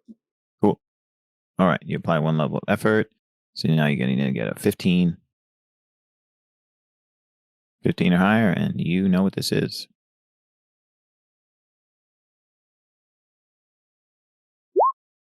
I do not. Oh, so close. I rolled a 12. So close. Yeah, pretty good. Yeah, I'm just going to look at it and sort of puzzle over it for a bit and be like, yeah, it's real heavy. Does it have 1, 2, 3, 4, 5, 6, or 7 stars on it? If you look within, it has 8 stars. Oh, wow. Yeah. At the Namekian ones, or but yeah, I will. So guess I will make a roll for understanding the arm. Okay, sounds good. And then the wings. Specifically, how it can help track someone is Mhm. like what I'm given to understand, or that this log is sort of implying. Because understanding that it's an arm, that's pretty easy. Yeah. Yeah, you know it's an arm. You know it's a cybernetic arm. Right. It You might know, have several functions, but I'm looking for Yes. one that might help track some. Right. cool. So, Sounds good. Track somebody down. All right, fantastic. I would say that determining if it has that function is going to be this arm. Difficulty 5. we'll apply a level of effort. Cool. So I'm looking for a 6. I got a 19. Incredible. You know what that is? Songbird.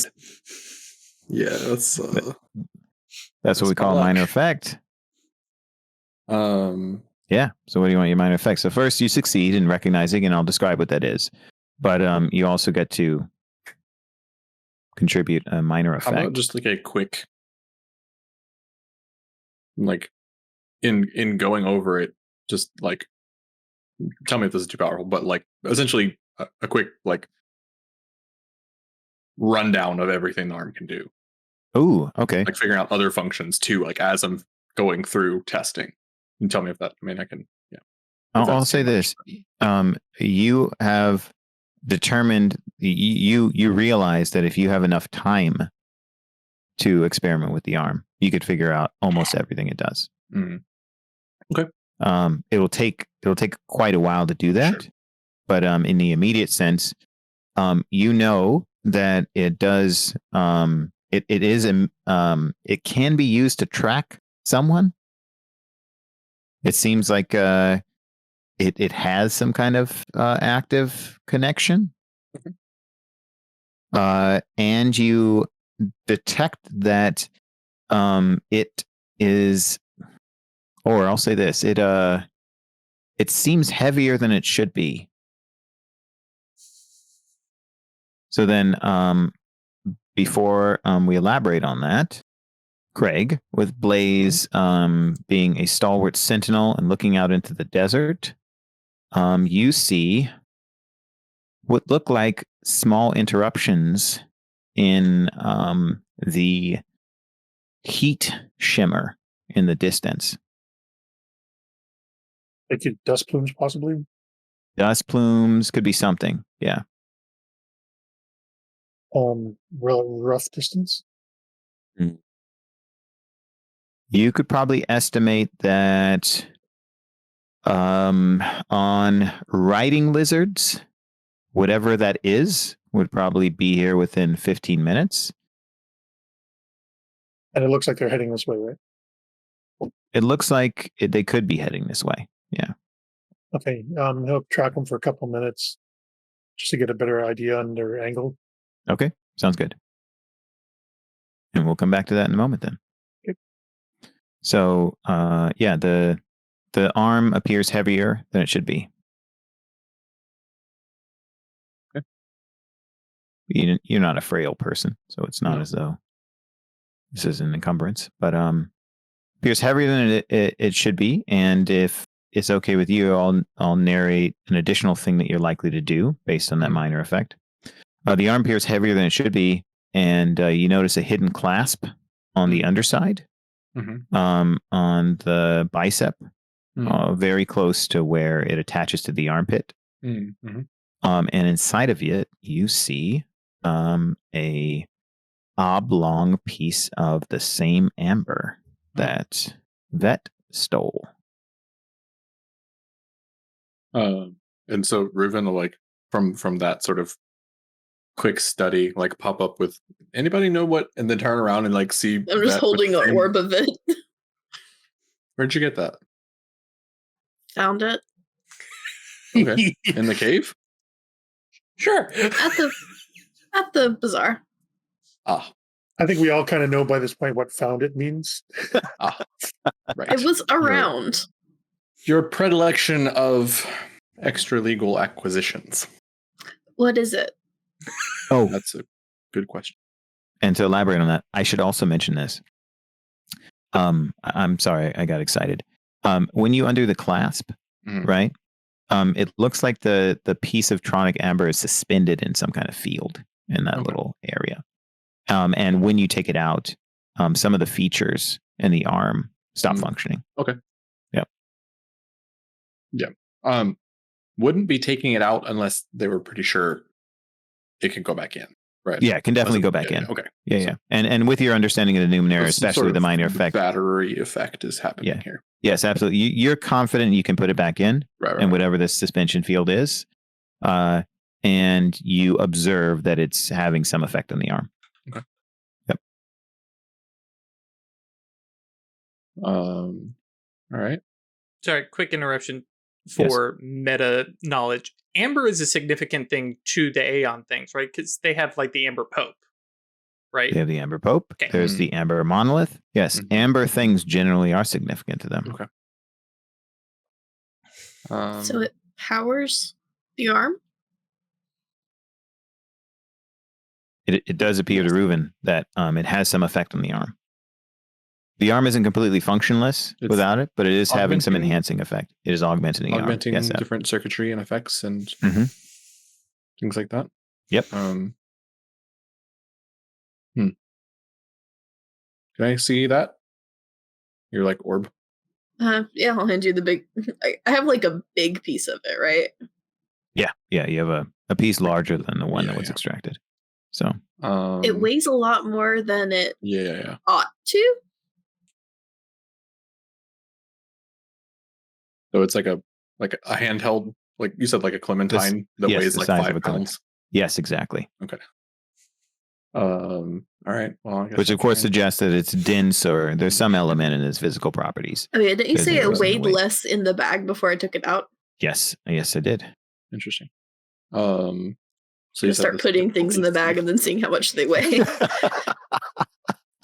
That's a good idea. We can return to that experimentation in a moment. What did you say? Sorry. Difficulty 6 for this? Yes, to recognize what the amber is. And it's not impossible that you would know what it is, having seen it before. Okay. Yeah. I'll really put my whole, the phrase. Yeah, totally. You can do it. Put your ass into it. Yeah. Mm-hmm. Ooh, shit. Look at it. Yeah. So rolled 12. Who knows what all the things are? A bunch of things. Mm-hmm. Yeah. So specialize plus 2 levels of effort brings it down to only needing a 6 on that roll. Yep. Fantastic. 4 of my points. So I am burning through that intellect. Yeah. That's exactly right. Alrighty, cool.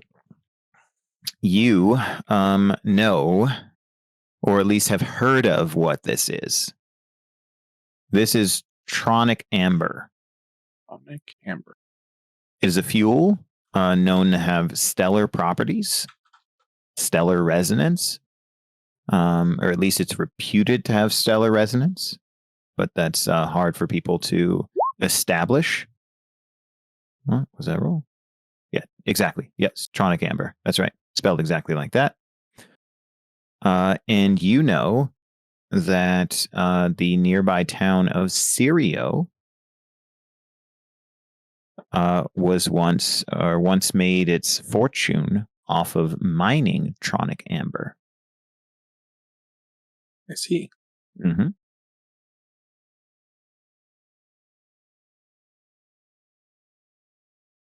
And as you have observed and you have heard, but never seen in action, I would like to assume, tronic amber can function to power advanced Numenera, much in the manner that our right would know to be Io. So it's valuable. Oh, yeah. Quite heavy. I believe Faye would categorize this as the good shit. Yeah. Yeah. That's right. Exactly.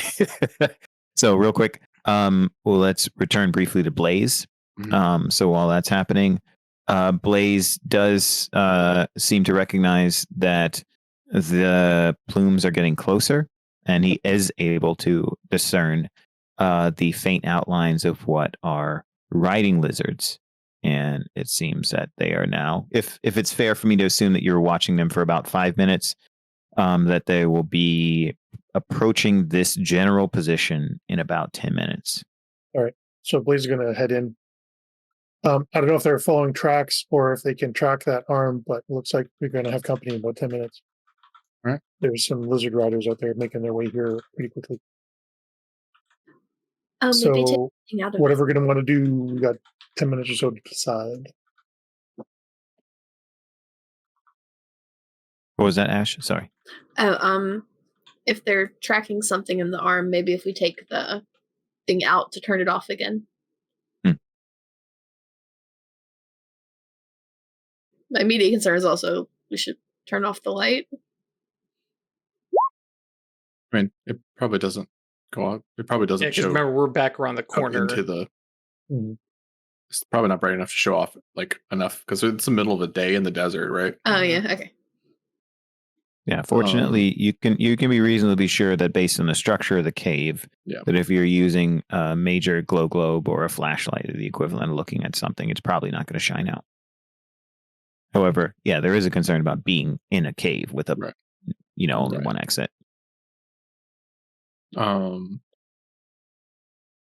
He'll, for now, pocket the, oblong amber. Mm-hmm. And if there's a rock or something to have the dog hide behind, he'll motion, take the arm and go hide back there. There's people coming. Okay. Yeah. We'll say that this is not you're not fish in a barrel, so there is a passageway that the dog can get into, move deeper into the cave. I don't know who is coming. Is someone else looking for Elkanah? Bad people? The dog looks and says,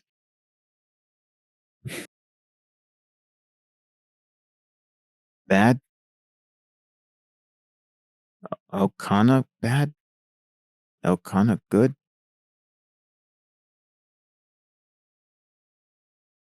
I think morality might be a touch beyond the dog.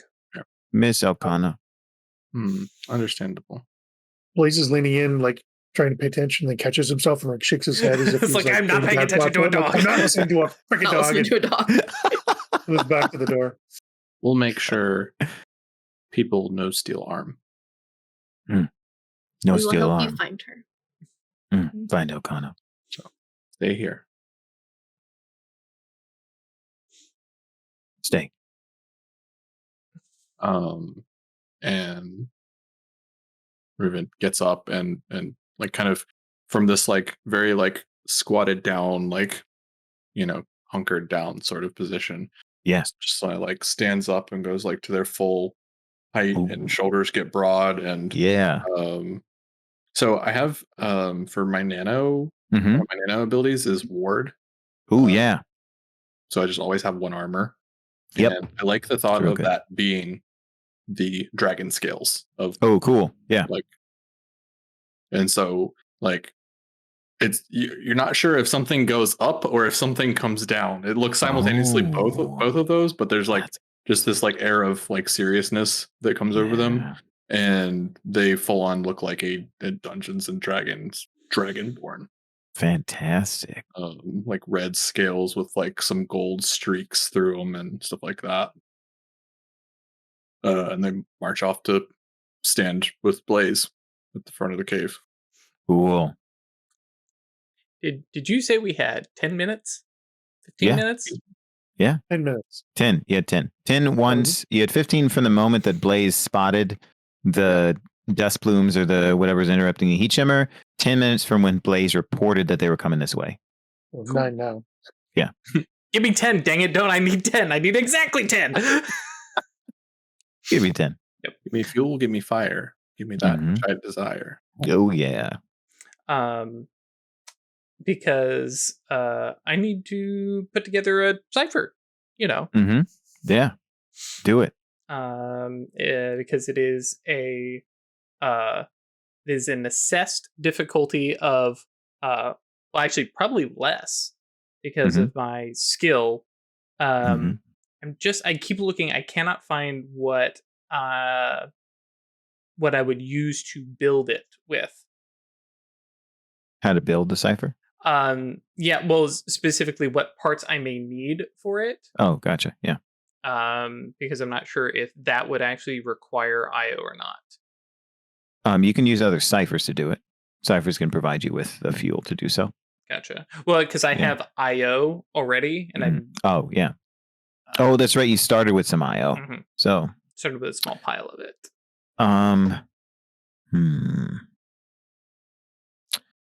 So, all right. This is what Reuven knows. They know that small bits of, as they've observed, sufficiently large quantities of tronic amber can be used to power advanced Numenera. Small pieces of it can be used to power rudimentary Numenera. However, as I mentioned, it is a relatively dense, solid fuel.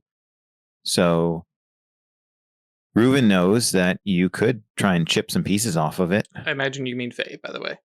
What did you say? You mean Faye? No. Okay. No, because you didn't know what tronic amber was. I'm going to mention what you know in a moment. Sure. Reuven knows that you could try and chip pieces off of it, but it's a dangerous process. Right.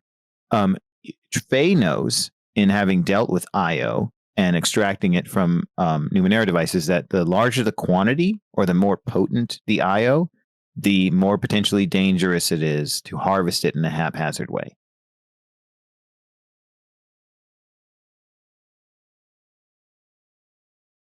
Gotcha. Yeah, because I have the plans for a magnetic attack drill. Yep. I've got a bunch of like the standard base level IO. I'm just trying to figure out how much of that I would need to use. And unfortunately, I can't find something in the book for it. Because it just tells me all sorts of interesting stuff about them, but no information on what I would use to make it. Okay, cool. Gotcha. While the working Blaze is just going to staring out in the desert, say so that we can hear. They're probably going to want to fight when they get here if we're still here. I'm working on it. Did we Are get we- sorry. Really going to get into a fight because a dog said so? Yes. Yes. Okay. We'll answer questions. Find out what they want. If we don't like the sound of it, then we fight. This is how the world works. Ash? I was gonna say, I thought we had like extra like cipher or whatever that we were gonna get to have. So I was looking at them. Yeah. You mean other than the starting ones? Yeah, I thought you said we can have or was it oddities? It was a very rare item. Wait, Oh, yeah. So you had 500 shins, and then you had your choice of a rare or very rare item in addition to whatever you buy with the shins to account for having gone up a tier or starting at tier 2.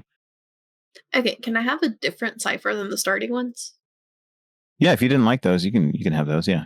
And the reason why I say that is, you would have swapped out your ciphers over and over again between tier 1 and 2. So if you don't like the ones that you got, it's totally cool to have different ones. You can just roll them again or choose them. And when you pick them, do you roll the 1d6 plus 2? Yep. Or whatever? And that determines the level.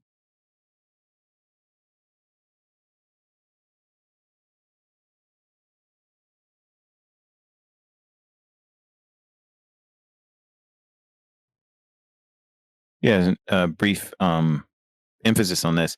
Cool part about Cypher System is there's tremendous incentive to use the ciphers, right?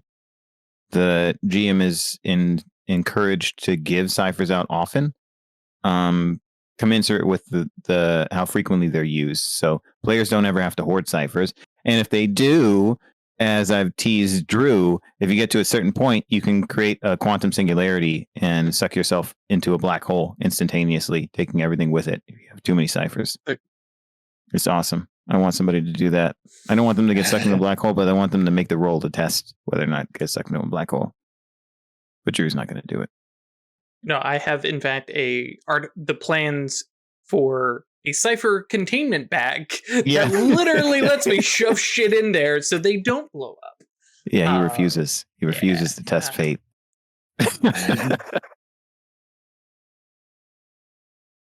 How do we privately roll? Just because I don't want to fill up the chat, but I want to roll for these yeah. things. Let's see. If I remember correctly, is it it's like a whisper? Let's see.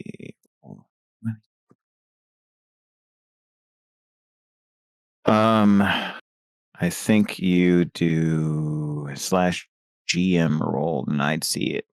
I'd be the only one who sees it. Yeah. Or you could do /WGM.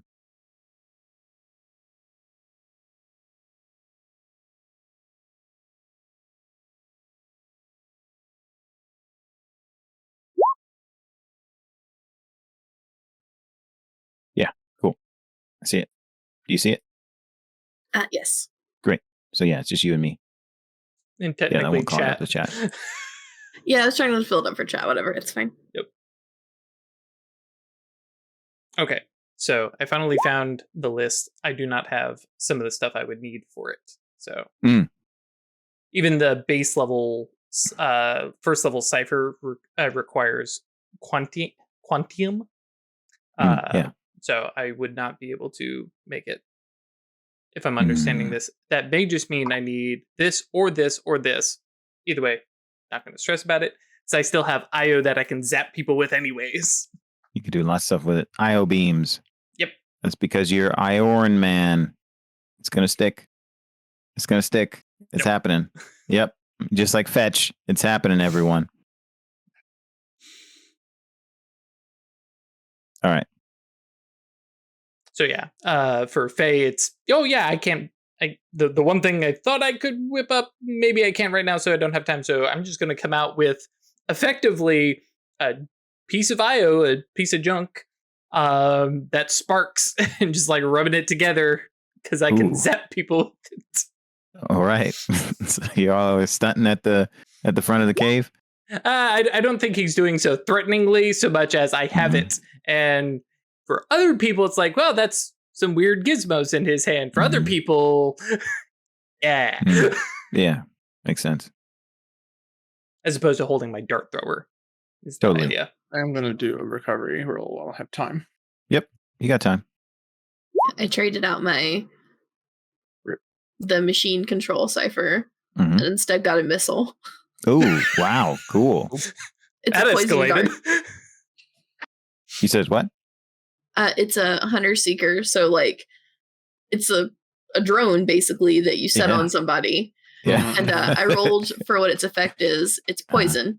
So God. it only does 3 points of damage, but it inflicts a poison. Yeah. Poison, I think, makes you impaired. Let me make sure. Which is definitely good. And I feel like this is probably just a little like I'm picturing like a little Polly Pocket type thing that you just open up and the little thing gets out and starts buzzing away. That is a name totally. I have not heard in the longest time.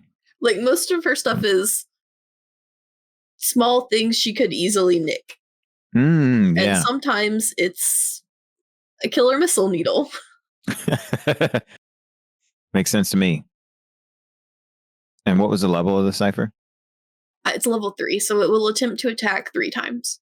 Okay, it can only hit once, but it will keep trying to hit if it misses. Great. Yeah, so someone needs to make a might defense task to resist the poison. All right. Yep. So, cool. Blaze and Reuven are at the entrance. Faye just approached, and it sounds like Vet just did too. I'm like hunkering down a little bit back from the front. Okay, sounds good. Great. So then to revise that, Blaze and Reuven are at the entrance. Faye is nearby as well, wielding a piece of IO that's triggering sparks, and Vet is a little ways back. Yeah, behind a little bit. Okay, great. Do you want to be within the same range band or out back or a back pass? And so, here's to remind everybody what the range bands are. Cool. So there are 4 range bands in Cypher System. They make it very simple for abstraction. Close, short, long, and extreme. Okay. Close is like everything within about 10 feet, right? Or melee range, you can assume, right? Past 10 feet to, let's see, hold on. I think short range is out to 100. Make sure.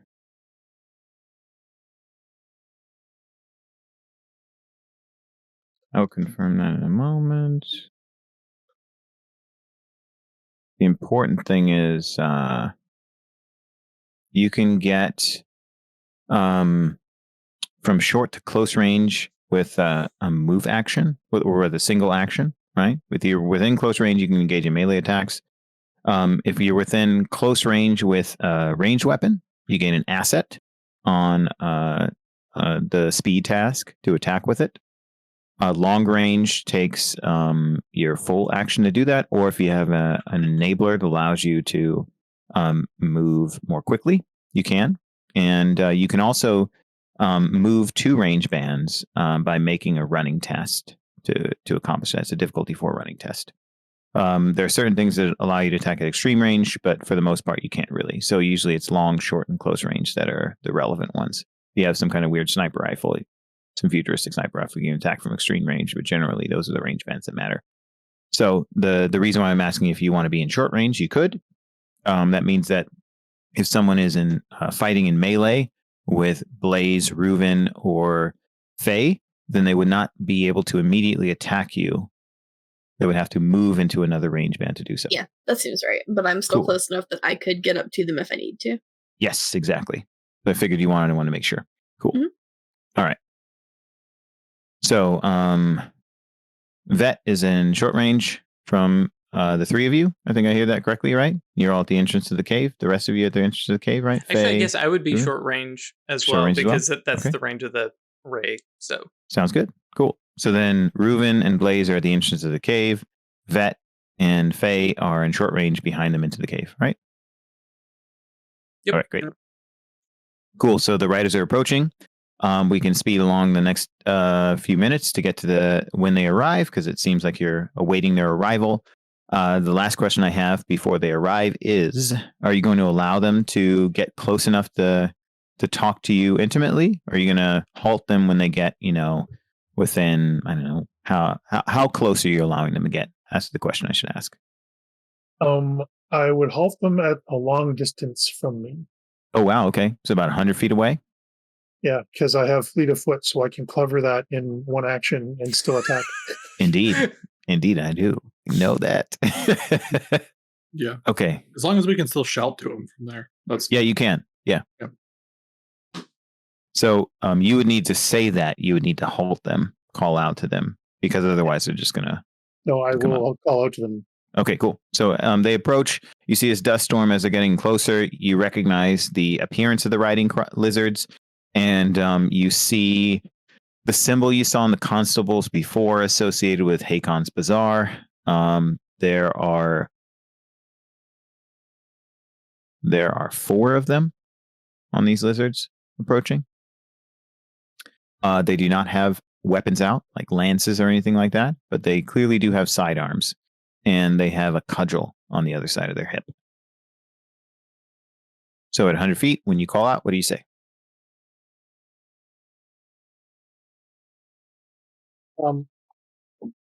Come no further. Why have you followed us? The lizards like kind of skid to a stop, and they look at each other. And the one that's a little taller than the others and looks like she has an additional like slash on her pauldrons. Blaze and Reuven are at the entrance to this cave with Vet and Faye further back. The lizard riders approach at 100 feet from the cave. Blaze calls out, "Halt, come no further. Why have you followed us?" Lizard riders skid to a halt. They look at each other, and then the one who seems marked as the highest in command takes a calling horn off her hip and calls out, crossing the distance of the sand and the wind, and says, "Tracking Hakon's arm.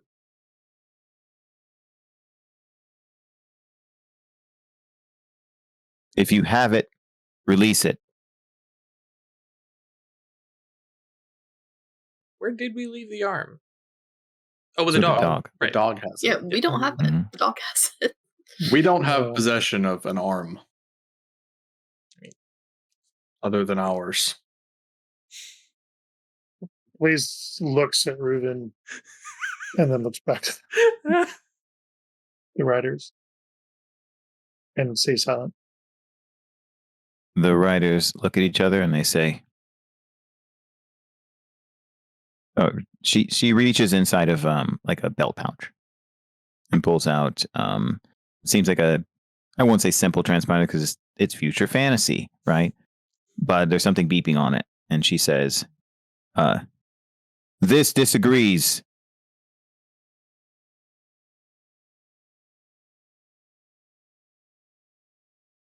Blaze kind of looks over at Reuven. Like, well, Our eyes are good. They're not that good. She nods and says,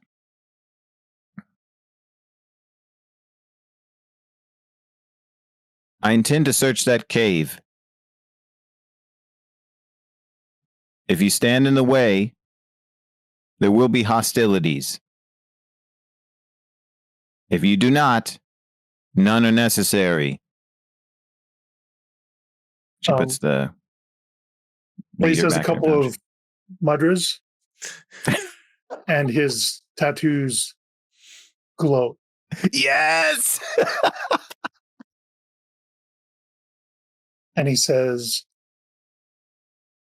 "You will not enter this cave."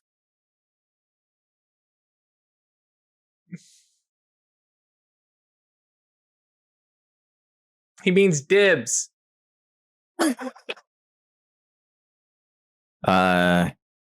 She nods, and at this distance you can easily see her expression, right? Mhm. She grimaces and says, "So be it." And they all hop off the lizards. Blaze explodes from his position and in like seconds closes the 100 feet. All right, roll initiative, everybody. Yeah. How many of them are there? There are four. All right. So the way initiative works in Cypher System, which I very much like, is it is weighted towards, or generally weighted in the player's favor. So in order to determine who goes first, all of the players roll. If at least one of the players beats the NPCs, then all the players go before the NPCs. If none of the players beat the NPCs, then they all go after the NPCs.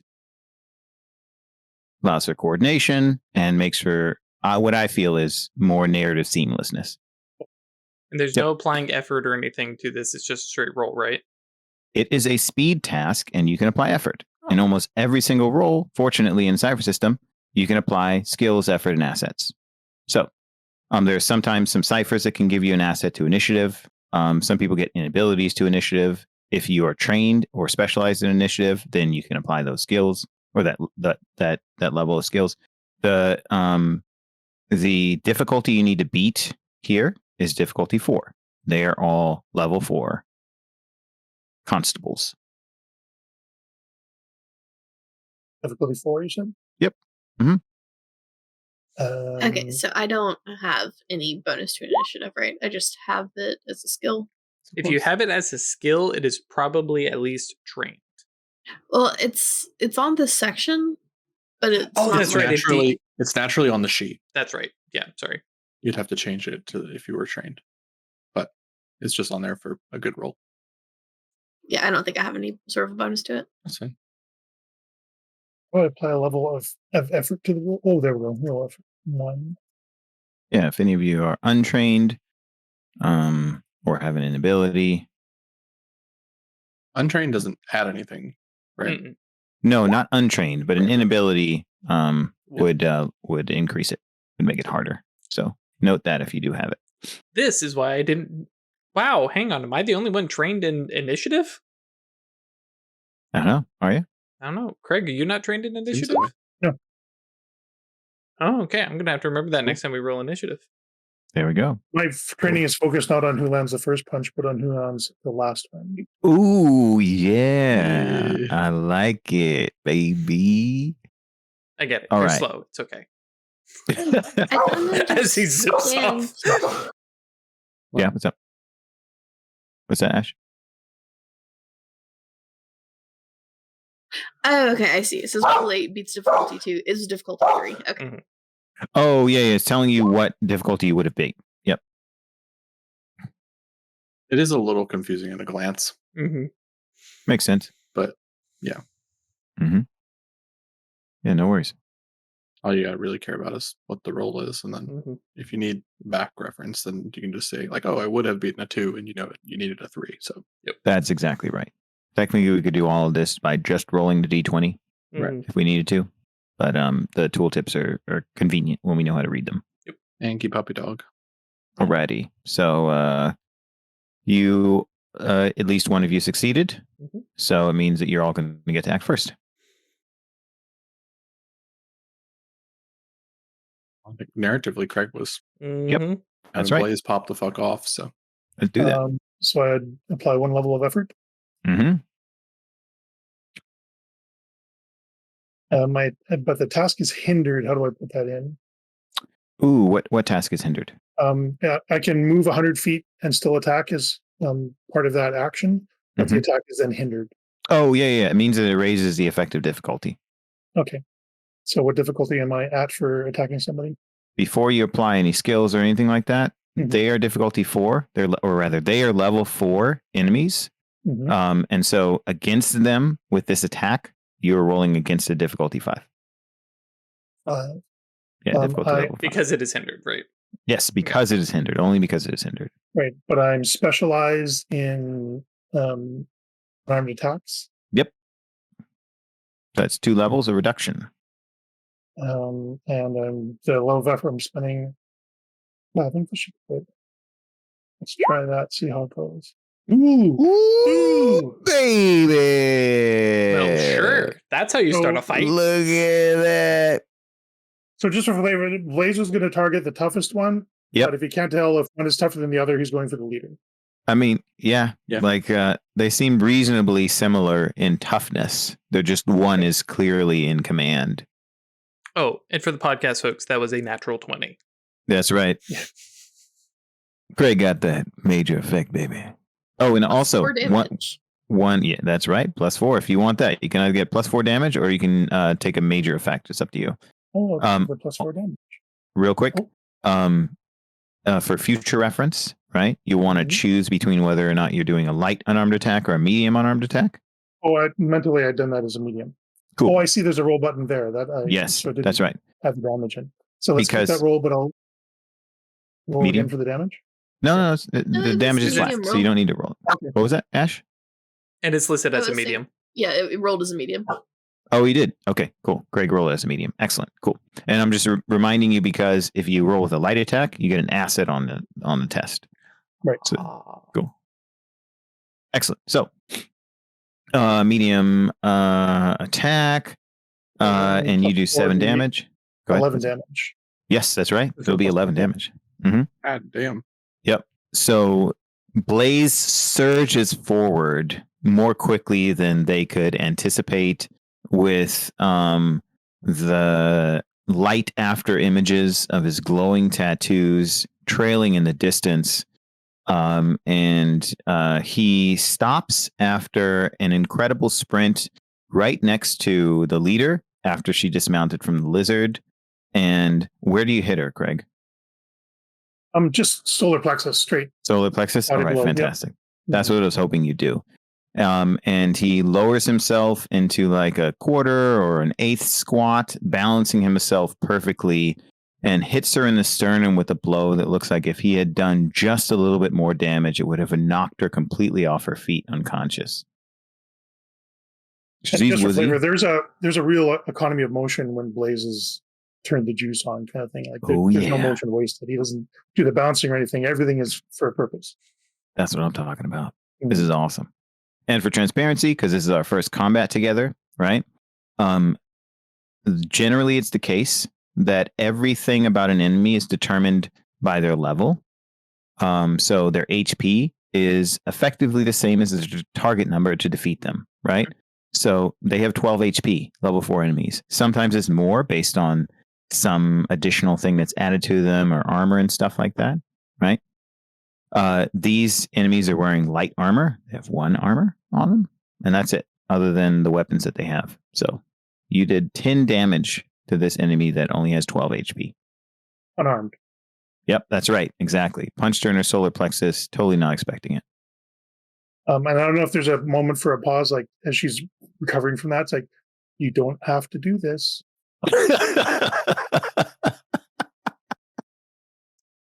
Hilarious.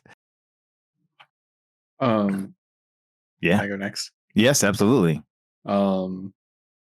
Blaze just this like little breath of fire, kind of peeling out around their sort of grin as they watch Blaze just like chunk this person, and they phase out of existence in a like digital blur. And so I can move up to long distance and then attack at the end of it with disrupting touch. Do it.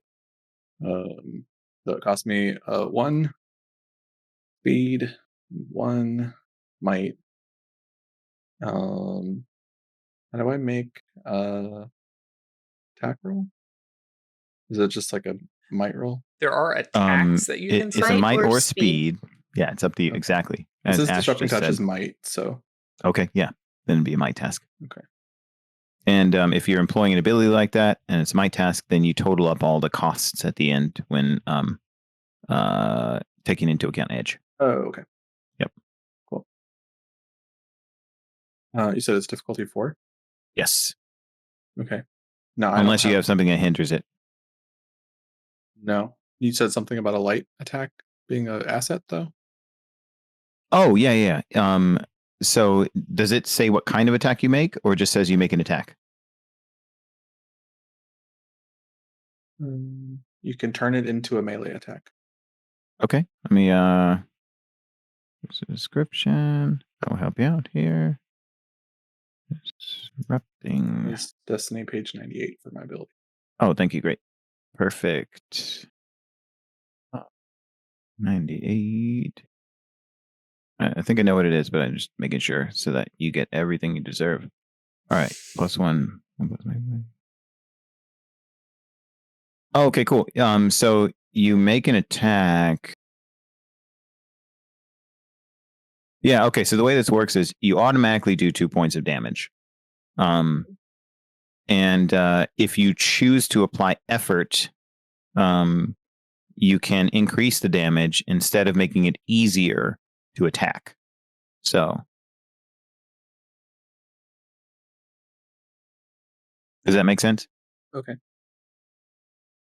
mean, I still have to roll. Yeah, you still have to roll to attack them, and it's difficulty 4. You can always apply effort. But I meant if you wanted to roll against the 4 with like let it ride, right? As you were saying before, you could also apply effort instead of easing the difficulty. You could apply effort to increase the damage you do at the end. I don't think I'm going to do that. Okay, gotcha. Oh, it says it ignores armor. So you know that if... Yeah, great. Yeah, perfect. I think I could pretty well judge, like, this person's ready to topple. Yep, and like, totally. ideally I want to just like kind of pop up and just kind of like grab him in the face. Yeah, do it. Make it happen. All right. So it's difficulty 4. Mhm. I'm gonna apply effort once. Okay. To make it easier. Yep. Ooh, look at 12. that. Spot on. Look at that. Okay, so Look it what costs just happened 1, which I already did. Costs 1 speed, and then total of 4 might. That's right. And then, of course, reduce by the edge. So Right. So I think If net I have is edge 3 in might. both, it reduces both pools, right? Or is it all like? I think it's 1 Oh, and I 1. see So what you if you mean. have edge for speed, it would reduce that one, and then edge Right. for might would be for that pool. Right. Yeah, that's right. Exactly. But I wouldn't be able to take 2 off of the might cost, right? So No. Yeah. The edge so- only applies to it unless essentially phase sprinting is always free for me. Yeah, that's right. Unless I Yep. want to do some other shenanigans. Yep, totally. Cool. All right.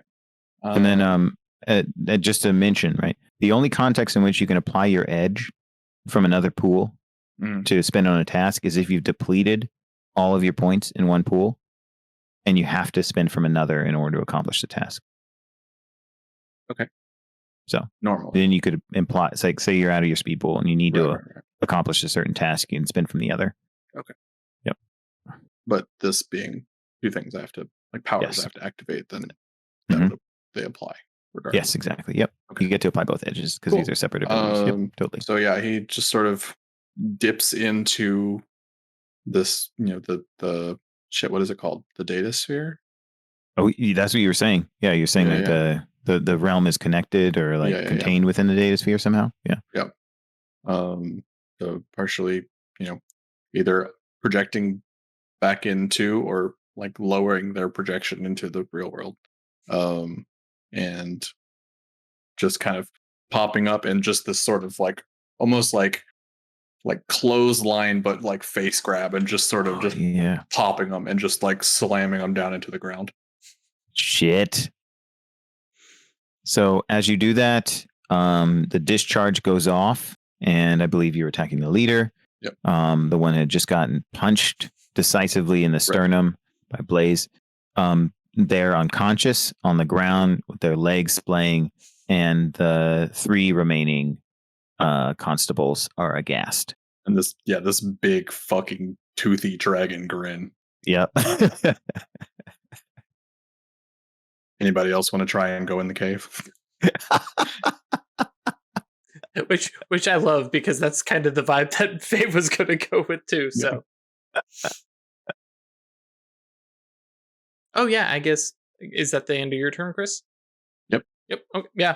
I don't think Faye's even going to try and zap anybody, especially because Reuven did it and Blaze did it, and now Faye's just going to because it's one action to move closer, so he is in range for the ray, and I think the equivalent of some angry mechanic engineer with battery cables setting up a bunch of sparks with the IO. I'm using Iotum Ray, but I'm not actually aiming at anybody. I'm just firing it off as a threat. Oh, okay. If that makes sense. Yeah, discharging a shot in the sky. Mm-hmm. Yeah. Technically, it cost me one intellect, but I have 2 edge, so it costs me nothing to do, and it doesn't deplete the Iotum unless I want to do extra damage, which I don't. Sweet. So yeah, it's just firing that off. I think technically I need to roll to see if I do it, but I'm not 100% on that. If you succeed in yeah, that's what I was reading over, trying to understand the where's the ability? Item Ray, where'd it go? Trigger Iotum Rays 24 on Destiny. On the PDF, it's actually 26.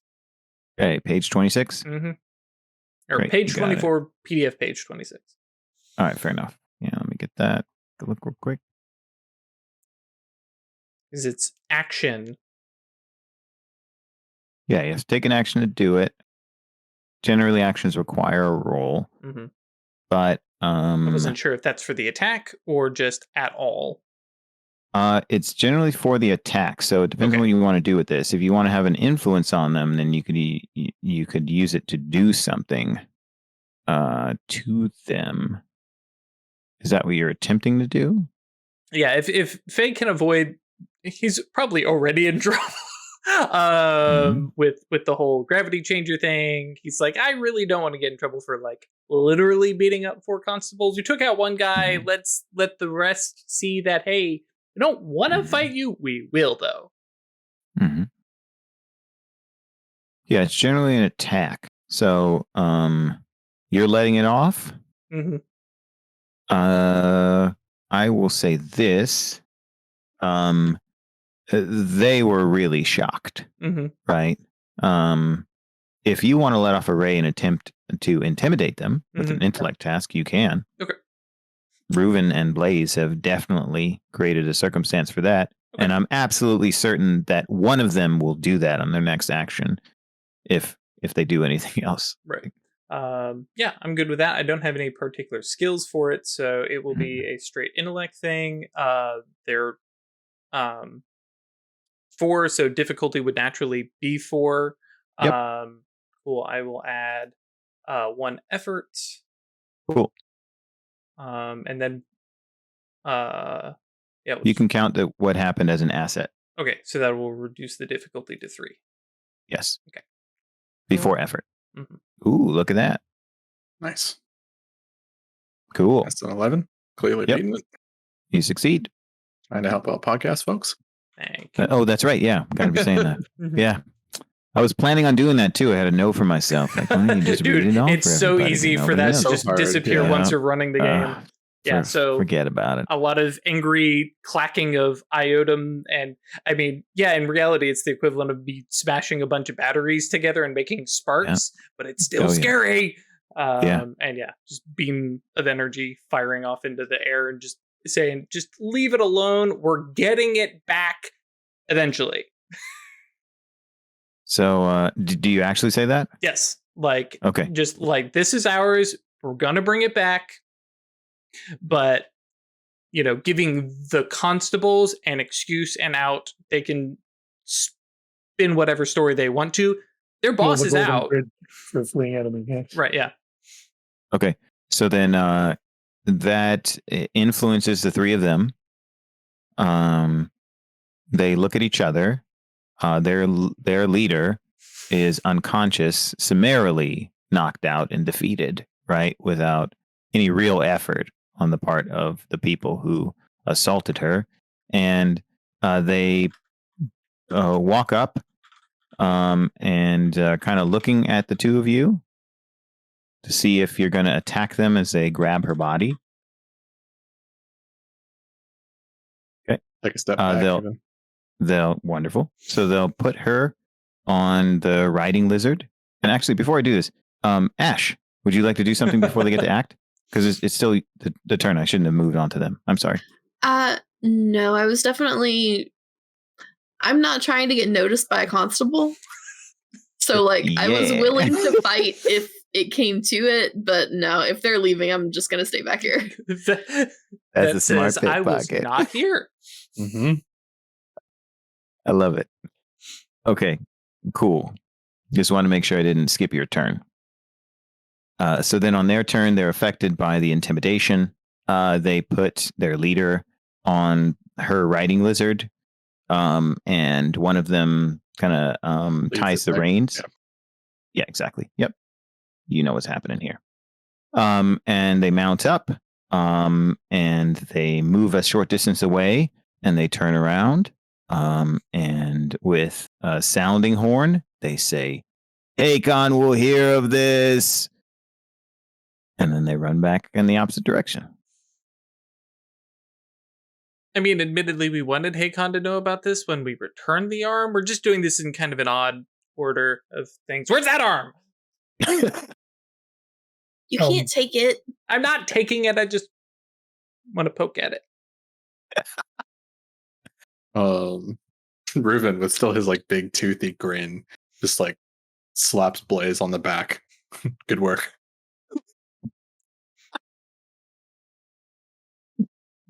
Blaze just Yeah. kinda glances and says, "I know." That's another town we're not allowed back in. He says over his shoulder to Val or Faye. Who's that? Sure, one of them can talk their way out of this for us. I actually realize Faye is actually possibly pretty good at talking to people because of his intellect with edge. Yes, indeed. Yeah, I'm good at talking to people. Yeah, Yeah, I know you were kind of the face thief sort of. Oh yeah, that's true. role. Miss mental control. Yeah, we can totally get back in. It's fine, guys. I mean, I get in a lot of places I shouldn't be. Let's go talk It's to not hard. Let's go talk to this priest. I Dog. The dog. Yes. This is my favorite part. That Ruben is referring to the dog as an Aeon priest. Absolutely. It just makes sense. It could have been transformed by a witch. Everyone else Yes. can head back. And Blaze is like he's fought for this ground, so he's going to hold it until those guys are Long gone. long gone. Oh, yeah. Yeah. They beat And feet. just as quickly, Ruben like disappears back and pops back up at the entrance to the cave, like possibly beating Faye, right? Oh yeah. The action of looking over. There is Reuven. Turning. There is Reuven. I hate that they do that. It's not fair. I think there's like it's not like a blink, right? It's more of a like just really fast. Mhm. Oh, yeah, yeah, there's a like that. blur of Right. motion. It's literally a sprint, right? Yeah. Like Yeah. a glitch, Just Yeah. like glitching. an MMO through. glitch, right? Somebody's Yeah. like running in place and then appears suddenly over somewhere It's else. fucking lag. Lag. Yes. It's like That's incredible. the Yeah. best part. All the party, right? The whole group of us, we watch Reuven Yeah. start to lag, and it's like, yep, watch it. Now, wham. And then somebody just gets dropped. Yeah. It's so good. It's hilarious. It's fantastic. That's I am eager to continue playing, but I am looking at the clock, and I think that's probably a good time to pause. Sure. Alrighty. That was a fast I've 3 got to hours. ask. Oh yeah, Yeah. it was. I've got to ask God. real quick though, Yeah. because it's going to bug me, and I've got to put in my notes. What is the name Yes. for the dog? Because nobody Yeah. fucking asked. Nobody asked the That dog. would be my next thing. Yeah. You want to ask the dog? Yeah. Can we do What that real the quick? dog's name is? Yes. Sure. Mhm. So you go up and you ask the dog's name, and the dog says, "Good boy." Excellent. Yep. Boy. Before we sign up, can I just ask, is it in a lot of games there's an option to do non-lethal damage? Yeah. Is it something in Numenera? Yes. Yes. Okay. In Cypher system, you can choose when the person is incapacitated, whether you have killed them or you've knocked them Oh, that's unconscious. fine. Okay, cool. Mhm. Yes, exactly. Riven did Just not kill this person. yeah, just make it. Nobody accidentally kills anybody in Right. Cypher system. Sick. It's entirely no That's players are forced to kill someone unless they want to kill someone. I like how open the book has it. Is you get to describe exactly what your attack does. Yeah, So Yep. That's cool. yeah, totally. My magnetic attack drill is totally non-lethal. somehow, Y'all gonna fuck around, make me go watch current login. You keep talking about Yeah, fucking attack that's- drill. I know. It's already come up in chat. I'm very mad Fantastic. once I realize I don't have the iotum to build it. So yes, Mm. Faye is taking something apart eventually because I need that Literally shit. my favorite anime of all time. So Mm-hmm. You know it. so good. All right. So, yeah, as you all come back into the cave after decisively defeating your temporary enemies, they flee into the distance. You walk up and realize you don't even know what the dog's name is. You all sit there and ask the dog what his name is, and the dog says, "Good boy." And we will cut scene there. Love it. Thank you, everybody. It's a great pleasure to play in front of you, have you sit alongside us, play with us, make comments. I'd like to thank Onyx Path and Roll20 again and all our Patreon supporters. It's a real good time. Numenera is a wonderful system. I really like it. I'm excited that our first session seemed to be really fun, and I hope you'll join us for the rest of them. Any of you have any words of wisdom, parting words you want to share with everybody out there? I am just going to throw out Numenera is from Monty Cook. That's right. Yes, not Onyx Path. For anybody following along and going, wait, what? School Onyx Path. Why would we say that? Yeah. I just meant because of Occultists Anonymous. Right, exactly. Yeah. I'm happy to rep MCG. Yeah, Monty Cook Games is the producer and distributor of Numenera, Cypher System, The Strange, and other wonderful games associated with it. I did not mean to imply that it was a property, an intellectual property of Onyx Path. Because I do know there's quite a few folks who follow us because of Chronicles of Darkness and stuff like that, and that they're going, hang on, why haven't I heard of this? Different publishers, folks, different writer. Indeed. Indeed. Yeah. It's called Future the Spacing. The really, really far future. Yeah. That's fantasy. The sciencing. Yes. So thanks everybody. Stay curious.